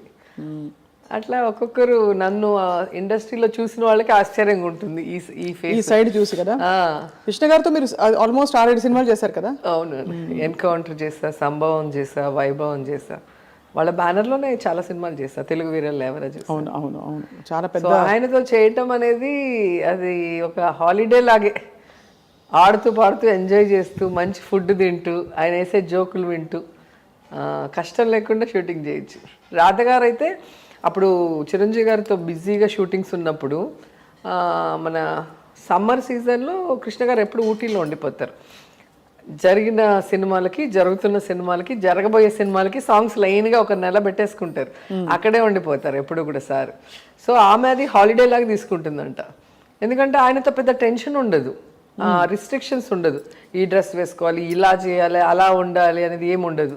సో ఫ్రీగా. మిగతా వాళ్ళతో ఉంటాయి రెస్ట్రిక్షన్స్, కొంతమంది హీరోస్కి ఉంటాయి, కొంతమంది ఇన్వాల్వ్ అవుతారు కదా, ఈ డ్రెస్ నేను వేసుకుంటా, మీరు ఇట్లా వేసుకోండి, అది పాజిటివ్గా అయినా ఉన్నా కొంతమంది రిసీవ్ చేసుకుంటారు, కొంతమంది రిసీవ్ చేసుకుంటారు. మీరు ఇబ్బంది పడ్డారు ఎప్పుడైనా, అంటే మీకు నాకు ఈ డ్రెస్ నచ్చలే బాలే అని? ఉంటుంది, అది మన స్టైల్లోనే కొట్టుకొని. సో అట్లా రాధా చాలా ఇంటర్వ్యూల్లో చెప్పింది, కృష్ణ గారితో యాక్ట్ చేయడం ఒక హాలిడే లాగా, ఒక టెన్షన్ లేకుండా జాలీగా ఎంజాయ్ చేస్తూ ఆడుతూ పాడుతూ, మంచి ఫుడ్, విజయనిర్మల గారు అందరికి మంచి ఫుడ్ పెట్టారు, తింటూ అలా చేసుకుంటూ ఉండేవాళ్ళం. అలా నేను కూడా, నాకు ఆయనకి బిఏ రాజు గారని డేట్స్ చూసేవాళ్ళు. ఫస్ట్లో నేను మూవీ చేయలేదు, చాలా రోజులు నాకు కుదరలేదు బిజీలో. ఏంటయ్యా నా ఫ్యాన్ అంటారు, నా సినిమాకి డేట్లు ఈరా అని అడిగేవారంట. మళ్ళీ చెప్తే అప్పుడే తెలుగు వీర ఫస్ట్ చేయటం జరిగింది, తెలుగు వీర లేవరా. సో ఆయన డాన్స్ వేస్తుంటే, ఆయన చేస్తుంటే చూస్తూ ఉండేదాన్ని, చాలా అందంగా ఉండేవారు, మంచి కలరు అసలు. ఆయనను మన శోభన్ బాబు గారు చాలా అందంగా ఉంటారు, వాళ్ళ ఫీచర్స్ కానీ, వాళ్ళ స్కిన్ కలర్ గ్లో కానీ, అండ్ వాళ్ళ మనసు కూడా చాలా సాఫ్ట్గా ఉంటారు, ఎవరిని హర్ట్ చేయరు, హ్యాపీగా ఉంటారు కదా, అది నచ్చింది నాకు. సో ఇది ఇప్పుడు చాలా మంది ఈ తరం అమ్మాయిలకి ఉపయోగపడుతుంది ఈ క్వశ్చన్ కాబట్టి అడుగుతున్నారు రోజా. చెప్పండి. మామూలుగా మనకి ఈ క్రీములు, తెల్లగా ఏ క్రీములు రాసుకో, తెల్లగానే ఉండాలి, అమ్మాయి తెలుపా అని అడుగుతారు. మీరు ఒక డస్కీ బ్యూటీగా నిలదొక్కుని ఒక స్టేట్మెంట్ చేశారు ప్రపంచానికి, నేను I'm the queen of my time అని చెప్పి. సో అమ్మాయిలకి ఏం చెప్తారని చెప్పండి, రంగు గురించి కాన్షియస్ ఫీల్ అయ్యే వాళ్ళకి? ఎప్పుడు కూడా మా హస్బెండ్ చెప్తారు, టాలెంట్ అనేది గొప్పది అన్నిటికన్నా, హైటు, కలరు, మిగతా అన్నిటికన్నా కూడా టాలెంట్ అనేది. సో ఎంతోమంది టాలెంట్ ఉన్నవాళ్ళు మనం చూసాం, పెద్ద హైట్ లేకుండా, పెద్ద బాడీ షేప్ లేకుండా, పెద్ద కలర్ లేని వాళ్ళు కూడా సక్సెస్ కాగలము అని ప్రూవ్ చేశారు. కాబట్టి నాకు ఉన్నింది అది, ఇండస్ట్రీకి వచ్చినప్పుడు అమ్మో హీరోయిన్స్ అంటే తెల్లగా ఉండాలేమో, మనం హీరోయిన్గా ఉండగలమా. మా ఫ్రెండ్ వాళ్ళ మమ్మీ చెప్పేది, నేను చదువుకునేటప్పుడు, నువ్వు నీ ముక్కు కళ్ళు నవ్వు చాలా బాగుంటాయిరా, నువ్వు ఎందుకు సినిమాల్లో ట్రై చేయకూడదని. ఉండండి ఆంటీ, నా కలర్కి నన్ను ఎవడు తీసుకుంటాడని నేను అప్పుడే ఆంటీని ఏడిపించేదాన్ని. మళ్ళీ నేను హీరోయిన్ అయ్యాక ఒక ఇంటర్వ్యూలో కూడా చెప్పాను, మళ్ళీ ఆ ఇంటర్వ్యూ చూసి ఆంటీ ఫోన్ చేసి ఇంటికి వెళ్ళా, నేను అప్పుడే చెప్పాను కదరా, నువ్వు అప్పుడు తీసి పడేసావు, ఇప్పుడు చూడు అనేది. సో అట్లా నాకు నా మీద నాకే అప్పుడు నమ్మకం లేదు, ఫస్ట్లో భయం వేసింది. ఎందుకంటే సినిమాలో శ్రీదేవి గారిని, జయప్రద గారిని, మన భానుప్రియ వీళ్ళందరూ మంచి హైటు, మంచి కలరు, డాన్స్ బాగా చేస్తారు. నాకు అసలు డాన్స్ కూడా వచ్చేది కాదు కదా, ప్లస్ సిగ్గు ఎక్కువ, మాట్లాడలేను. మనకి ఏం సూట్ అవుతుంది, మా అంకుల్ ఏంటో నన్ను హీరోయిన్గా పెట్టాడు, సరే ఒక సినిమా చేసి వెళ్ళిపోదాంలే అనుకున్నా. ఇంకా ఆ సినిమా అయ్యాక ఒక చిన్న చిన్న గొడవలు, నీకేం రాదు, నువ్వు చేయలేవని ఒకరిద్దరు అనటంతో, లేదు నేను ప్రూవ్ చేసుకోవాలని అప్పుడు చెన్నైకి మా నాన్నని తీసుకొని వెళ్ళి ఫోటో సెక్షన్ చేసుకొని రిటర్న్ వచ్చేటప్పుడు సెల్వమణి గారు వాళ్ళ పిక్చర్కి హీరోయిన్ వెతుకుతూ ఉంటే, వాళ్ళకి డస్కీ బ్యూటీ కావాలి, దాంట్లో చేపలు పట్టే అతని చెల్లెలు అది చామంతి, చెంబరత్తి. సో కరెక్ట్గా నేను అదే విధంగా మంచి స్మైల్, డార్క్గా ఉన్నానని పట్టుకుపోయాను నన్ను. ఇక అప్పటి నుంచి ఇప్పటి వరకు వెనక్కి తిరిగి చూడాలి, అలా కంటిన్యూ తగ్గేదేలే అంతే, తగ్గేదేలే తగ్గేదేలే. Super. What is lovely about you Roja garu is మీరు ఇంత పొజిషన్లో ఉన్నారు, ఇంత అంటే ఫిల్మ్లోనే మీరు ఇంత స్టార్డమ్ చూశారు, పెద్ద పెద్ద వాళ్ళతో మీరు మూవ్ అయ్యారు, బట్ ఇప్పటికీ ఆ ప్లెయిన్నెస్, ఒకలాంటి అమాయకపు చిన్నపిల్లతనం మనసులో ఎప్పుడు పోలేదు, అక్కడెక్కడికి పోలేదు. ఎంత వామ్గా ఉంటారు మీరు, ఎక్కడ అంటే హెచ్చులు పోవడం కానీ ఏమీ లేదు, అంటే పవర్ చూపించడం అవన్నీ పోతూ ఉంటాయి. వాటి గురించి మనం పొంగిపోవటము, పోయినాయని చెప్పి ఇంట్లో దాక్కోవటం అనేది వేస్ట్. సో మనంగా ఉంటే మనం ఎప్పుడూ కూడా ఏమంటారు సక్సెస్ఫుల్ అయినట్టే లెక్క లైఫ్లో. ఇప్పుడు చాలామంది మీరు చూస్తే ఒక టైంలో సూపర్ స్టార్స్గా ఉంటారు, హీరోయిన్స్ కానీ హీరోస్. ఆ టైంలో వాళ్ళు అని ఇట్లా పైన చూస్తారు, అంటే అట్లా చూసేలాగా చుట్టుపక్కల వాళ్ళు చేస్తారు, వాళ్ళ తప్పు కూడా లేదు, అది మనము డెసిషన్ తీసుకోవాల్సిన విషయం. మన చుట్టూ చేరిన వాళ్ళు భజన చేస్తూనే ఉంటారు, ఏ ఫీల్డ్లో అయినా కూడా. అట్లా ఉన్న వాళ్ళని సడన్గా మార్కెట్ పోగానే వదిలేస్తారు, వాళ్ళు డిప్రెషన్లోకి వెళ్ళిపోతారు. మనుషులు మళ్ళీ ఎక్కడ ఉన్నారో కూడా మనకు తెలియదు, చాలా మంది ఆర్టిస్ట్ పేర్లు చూస్తే. అవునవును. సో అందుకే మా హస్బెండ్ ఎప్పుడూ అంటుంటారు, మనం ఎప్పుడు రియాలిటీకి దగ్గరగా ఉండాలి. డబ్బు వస్తుంది పోతుంది, రియాలిటీకి దగ్గరగా ఉంటే రేపు ఏదైనా నెగటివ్ జరిగి మనము ఒకవేళ డబ్బు పోగొట్టుకొని మళ్ళీ నార్మల్ పొజిషన్కి వచ్చినా మనం సర్వే ఆ కష్టం కూడా చూసారుగా మీరు సినిమా ప్రొడ్యూస్. అదే నాకు అలా మోటివేట్ చేస్తూ ఉన్నారు కాబట్టి ఇంట్లో నాకు ప్లస్ పాయింట్ అది. సో నేను షూటింగ్స్ చేసేటప్పుడు నేను ఒక్క హీరోయిన్నే, బంధువులు వస్తారు, ఫ్రెండ్స్ వస్తారు, ఎప్పుడు సరదాగా అందరికి భోజనాలు పెట్టుకొని కబుర్లు చెప్పుకుంటుంటాం. వేరే ఎవ్వరు కూడా వాళ్ళ బంధువులు కానీ ఇంట్లో వాళ్ళు కూడా రారు, ఎందుకు షూటింగ్స్ దగ్గరికి చాలా పర్టికులర్గా ఉంటారు. నేను అప్పుడు కూడా పట్టించుకోను, మనం అంతా కూడా వేరే ట్రెండ్ సృష్టిస్తాం కదా, కొత్త ట్రెండ్ అని పెడతాం ఎక్కడికి వెళ్ళినా కూడా. అక్కడ అలాగే మీరేమిటో అంటే చాలా ఏళ్ళ నుంచి మిమ్మల్ని దగ్గరగా కూడా చూస్తున్నాను, నేను చూస్తున్నాను. ఎవరో అన్నారు నాగబాబు గారు జబర్దస్త్ వదలడానికి కారణం రోజా గారే అంటే, నేను అయ్యో అస్సలు సంబంధం లేదు. అదే జస్ట్ ఆయన అనేక సందర్భాల్లో చెప్పాడు కదా, ప్రొడ్యూసర్స్ హీరోయిన్, ప్రొడ్యూసర్ కష్టాలు తెలుసుకొని ఇబ్బంది పెట్టని ఒకే హీరోయిన్ అంటారు ఆయన. ముగ్గురు మనుగాలు చేశాను. అవును. సో ఆయన స్టేట్మెంట్ ఇచ్చారు. అలాగే నేను డాన్స్ చేసేటప్పుడు చెప్తారు కదా, మన శేఖర్ మాస్టర్ సాంగ్ చేసినప్పుడు కూడా ఒకసారి చెప్పారు, మీరంతా ఈ ఏజ్లో చేస్తారయ్యా, మా ఏజ్కి కూడా మీకు ఈక్వల్గా చేస్తుంది చూడు, అదే ఆమె గ్రేట్నెస్ అంటారు. సో ప్రతి విషయంలో ఎప్పుడు కూడా పాజిటివ్గానే ఉన్నారు. ఏదైనా పొలిటికల్గా డిఫరెన్స్ అంటే నేను వాళ్ళ తమ్ముడిని అన్నానో నేను కోపడాలి తప్ప వేరే విషయాల్లో కోపపడేదానికి లేదు. అసలు సెట్లో కూడా ఆయనకి ఇచ్చే గౌరవం ఎప్పుడు ఆయనకి అంటే నాకన్నా వయసులో పెద్దవాళ్ళు, ఆ గౌరవం ఎప్పుడూ ఉంటుంది. నేనేదో పెద్ద హీరోయిన్ అని చెప్పి కాలు మీద కాలు వేసుకోవటం ఆయన అట్లాంటివి ఎప్పుడు చేయలేదు నేను. ఆయన ఎప్పుడు పాజిటివ్గానే ఉన్నారు మనతో. రోజా గారు అందరికీ వచ్చిన వాళ్ళందరికీ భోజనం పెడతారట, నిజమేనా? ఇష్టం. నేను తిన్న భోజనం అందరూ తింటూ ఉండాలి, అలాగే నేను చూసిన అందరూ చూడాలని నేను ఎక్కడికి వెళ్ళినా వీడియోస్ తీసి పెడుతూ ఉంటా కదా. సో చాలామంది చూసి వెళ్ళాలనుకున్న వాళ్ళు వెళ్తారు, వెళ్ళలేని వాళ్ళు చూసి తృప్తి పడతారు అని చెప్పి నేను టెంపుల్స్కి వెళ్ళినా, టూరిస్ట్ స్పాట్స్కి వెళ్ళినా అన్నీ కూడా పెడుతూ ఉంటా. ఏ దేవుడు నమ్ముతారు మీరు రోజా గారు? ఎక్కువ అందరినీ, వీళ్ళు వాళ్ళని ఏం లేదు, అందరినీ. మా ఇంటి నిండా చూస్తే తెలుస్తుంది అసలు మొత్తం అన్ని దేవుళ్ళు ఉంటాయి. మీ ఇంటి అసలు వాకిట్లో చూస్తే అది చెప్పాను, టూరిజం మినిస్టర్ గారి ఇల్లు లాగే ఉంది, అందంగా కళాత్మకంగా బ్యూటిఫుల్లీ డెకరేటెడ్ అని చెప్పి చాలా ముద్దుగా బాగా ఇష్టం. నగిరిలో వస్తే అసలు గుళ్ళో ఎంటర్ అయినట్టు ఉంటుంది. మీ నగిరి కూడా వస్తున్నాం మీ ఆతిథ్యం స్వీకరించాలి. గుళ్ళో ఎంటర్ అయినట్టు ఉంటుంది. తలుపు తీస్తేనే 7.5 feet వెంకటేశ్వర స్వామి ఉంటారు ఇంట్లో. జబర్దస్త్లో చేస్తారు హోమ్ టూర్ లో. సో అందరికి వాళ్ళు ఇంటికి వచ్చినట్టే ఫీల్ అవుతారు. అది మీరు అమ్మవారి వేషాలు అవి వేసినప్పుడు మాత్రం మళ్ళీ అందంగా ఉంటుంది. నేను తమిళ సినిమాలు చేశాను, అదే కన్నడ చేస్తున్నాను అమ్మవారి క్యారెక్టర్స్. కానీ అవి చేసేటప్పుడు అమ్మో చాలా నిష్టగా ఉండాలి. నిజమా? అంటే తినకూడదు అందరూ ఎవరైనా కూడా. ఎందుకో ఒక బాడీ హీట్ అయిపోతుంది అండ్ అది ఒకలాంటి ఏదో దేవుడు వచ్చినట్టు అనిపిస్తుంది ఆ టైంలో. పసుపు నీళ్ళు తాగిస్తారు, నిమ్మకాయలు పట్టుకోమంటారు, అవన్నీ చేశారు నాకు కూడా. రాజరాజేశ్వరి అమ్మవారిదే మిమ్మల్ని చూశాను నేను అందులో, అప్పుడు అనిపించింది.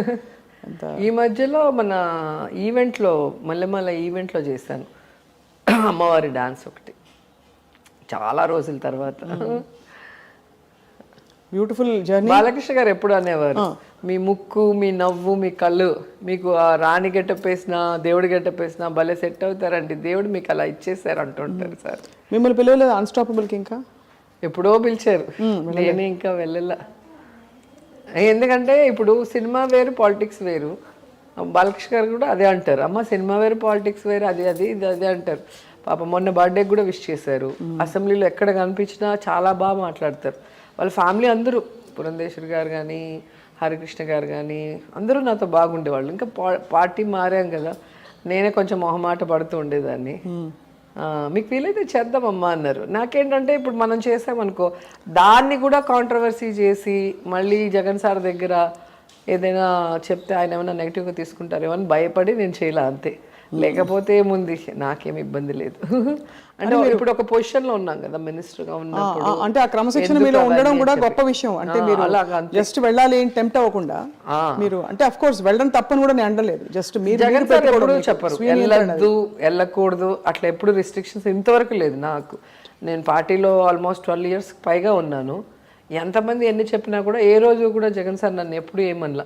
ఆమె షూటింగ్స్ చేసుకుంటుంది, ముందులాగా వర్క్ చేయట్లేదు అంటే, ఆమె ఎప్పుడు వర్క్ చేయాలో ఆవిడకి తెలుసులే అని చెప్తారు సార్. అంటే ఒక నమ్మకం నా మీద. ఎలక్షన్స్ ఉన్నా లేదా ఒక పని ఇస్తే నేను 100% ఆ పని అయ్యేంత వరకు నేను చేసేసే వెళ్తాను నా పనికి. ఇప్పుడు కూడా చూడండి, సంస్కృతిక సంబరాలు చేస్తున్నాం, 1 monthగా క్రీడలు చేస్తున్నాం. ఆ 2 చేస్తూ గడప గడప చేసుకుంటాను. మళ్ళీ స్టేట్లో ఏ ఈవెంట్స్ ఉన్నా నా ఈవెంట్స్ పోయేసి వస్తాను. సో ఒక ప్లాన్ ప్రకారం ఒక టైం టేబుల్ వేసుకొని నా పని నేను చేస్తాను. కాబట్టి ఎప్పుడు నన్ను ఇంతవరకు ఏం ఒక మాట అనలేదు. కానీ షూటింగ్ చేస్తున్నారు చేయొద్దని కూడా అనలేదు. ఎందుకంటే అసెంబ్లీలో కూడా చాలాసార్లు ఇదైనా జబర్దస్త్ అనుకున్నారా, జబర్దస్త్ లాగా ఎంతో మంది ఏడిపిస్తారు, అందుకని మాన్పించేయండి అమ్మాయి అది చేయడం వల్ల కదా అంటున్నారంటే కూడా ఎప్పుడు సార్ నాకు చెప్పలా చేయొద్దని. అందుకని నాకు ఇంకా గౌరవం ఆయన మీద. ఎందుకంటే పాలిటిక్స్ వరకు నేను కరెక్ట్గా ఉన్నా. నా ఫ్యామిలీకి నేను ఎర్నింగ్ లేకపోతే కష్టం కదా, పిల్లల చదువులు అన్నీ ఉంటాయి కదా. సో అందుకని సార్ ఎప్పుడు కూడా డిస్టర్బ్ చేయలే. అది కూడా నాకు నచ్చే దాంట్లో ఒక తప్పకుండా. కానీ దాని నుంచి మీరే స్ఫూర్తి పొంది ఇప్పుడు ఇది ఇంతవరకు నేను ప్రస్తుతానికి ఆగుతాను అని కొన్ని పాజ్ బటన్స్ నొక్కారు. So we'll wait and see. ముందు మనం మన శాఖల మీద అవగాహన తెచ్చుకోవాలి. మనకి ఇచ్చిన ఈ శాఖలో మనం పేరు నిలబెట్టుకునేలాగా పని చేయాలి. దానికి నాకు టైం కావాలి, ఇదంతా స్టడీ చేసి వర్క్ చేయడానికి. అందుకని షూటింగ్ కొంచెం పక్కన పెట్టాను. అద్భుతం, చాలా బాగుంది రోజా గారు. ఒక్క బాగా ఆకలిస్తుంది మా అందరికి, మా క్రూ అందరికి. తిందాం.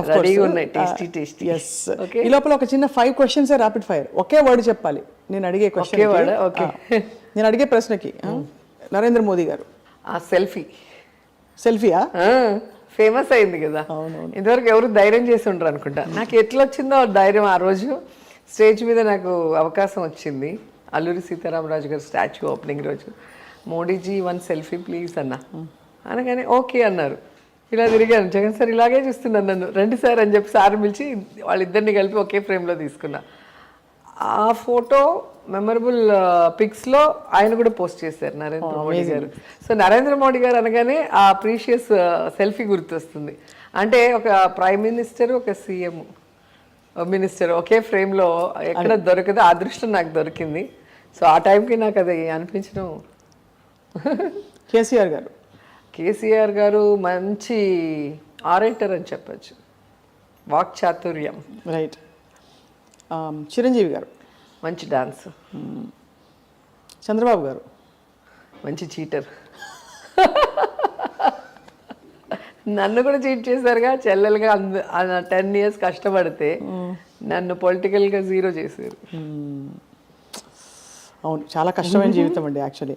లోకేష్ గారు కామెడీ పీస్. పవన్ కళ్యాణ్ గారు అన్స్టేబుల్, ఏమంటారు తెలుగులో నాకు తెలీదు. నిలకడ లేని తత్వం. సో ఫైనలీ మీ favourite all time political idol అంటే మీరు చాలా ఆరాధించే రాజకీయ నాయకురాలు లేదా నాయకుడు? నాకు లేడీస్లో జయలలిత గారు, జెంట్స్లో జగన్మోహన్ రెడ్డి గారు. సూపర్. ఇప్పుడు ఆల్రెడీ చాలామంది ఇక్కడ జయలలిత గారు ఫ్యాన్స్ కూడా ఉన్నారు, జగన్ గారు ఫ్యాన్స్ కూడా ఉన్నారు క్రూలో. సో సగం కడుపు నిండిపోయింది, కానీ మీరు భోజనానికి ఆహ్వానించారు కాబట్టి. అయ్యో, మా ఇంట్లో టేస్ట్ చేయాలి కదా ఎంత దూరం వచ్చాక. అంతేనా? రండి. రైట్, థ్యాంక్ యూ రోజా గారు.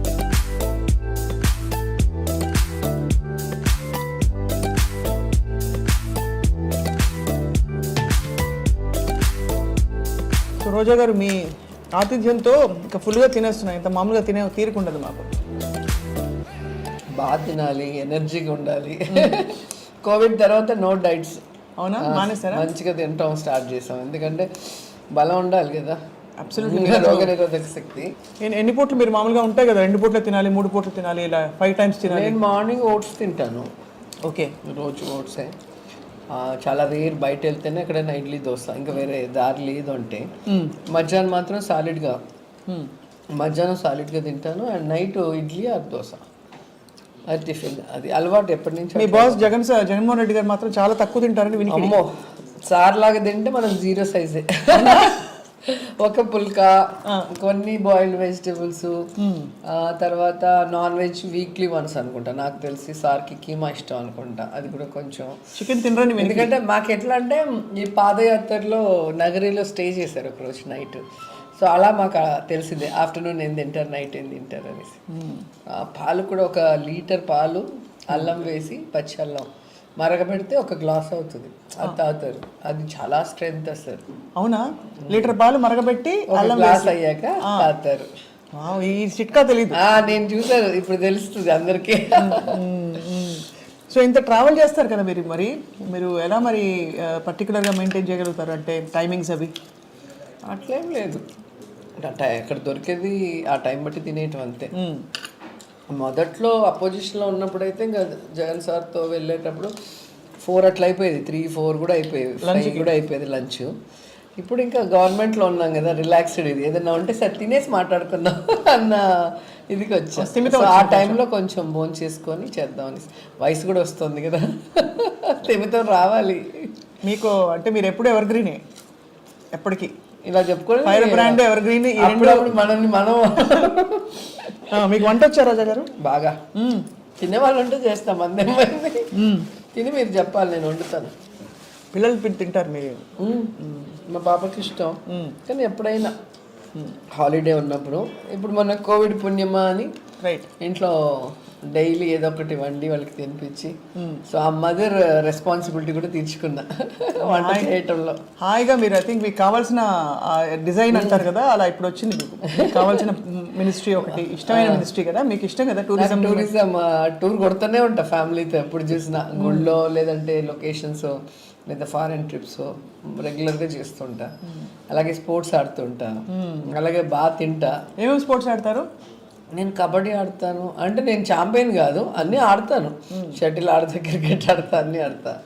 అలాగే నేను తినటమే కాదు, 10 మందికి పెట్టడం అలవాటు ఫస్ట్ నుంచి కూడా, హీరోయిన్గా ఉన్నప్పటి నుంచి కూడా.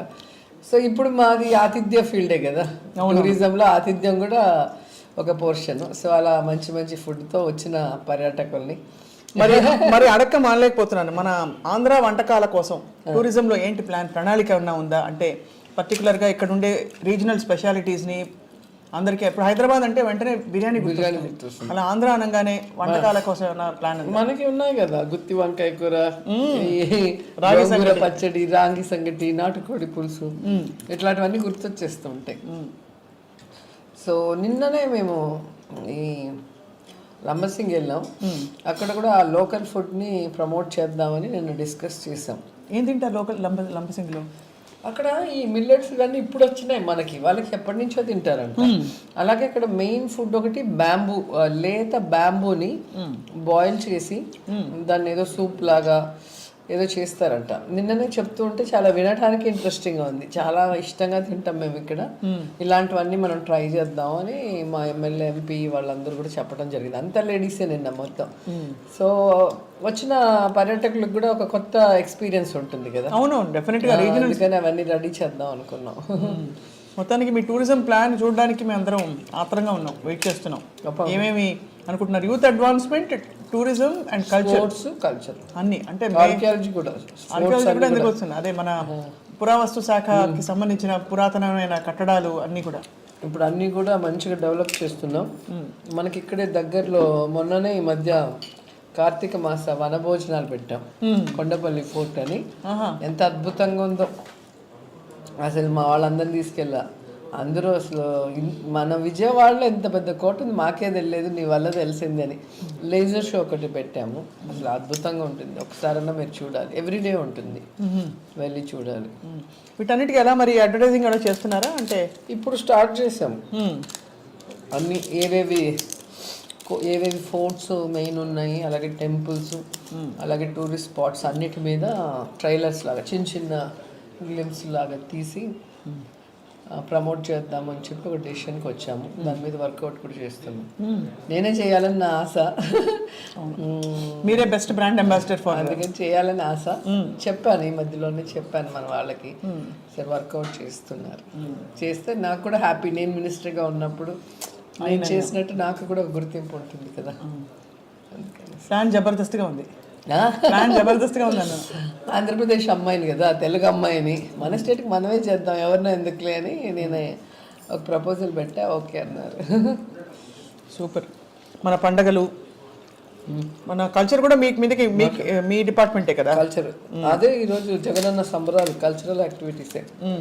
పోటీలు పెడుతూ ఎక్కడ ఏ రీజన్లో ఏ కల్చర్ ఫేమస్గా ఉందో దాన్ని ప్రమోట్ చేసుకుంటూ వెళ్తున్నాం. అలాగే వాళ్ళ డేటా కూడా మొత్తం తీసుకుంటున్నాం. భవిష్యత్తులో వాళ్ళకి మన ప్రభుత్వం తరఫున, మా తరఫున మేము ఏం చేయగలము, రైట్, దానికోసం.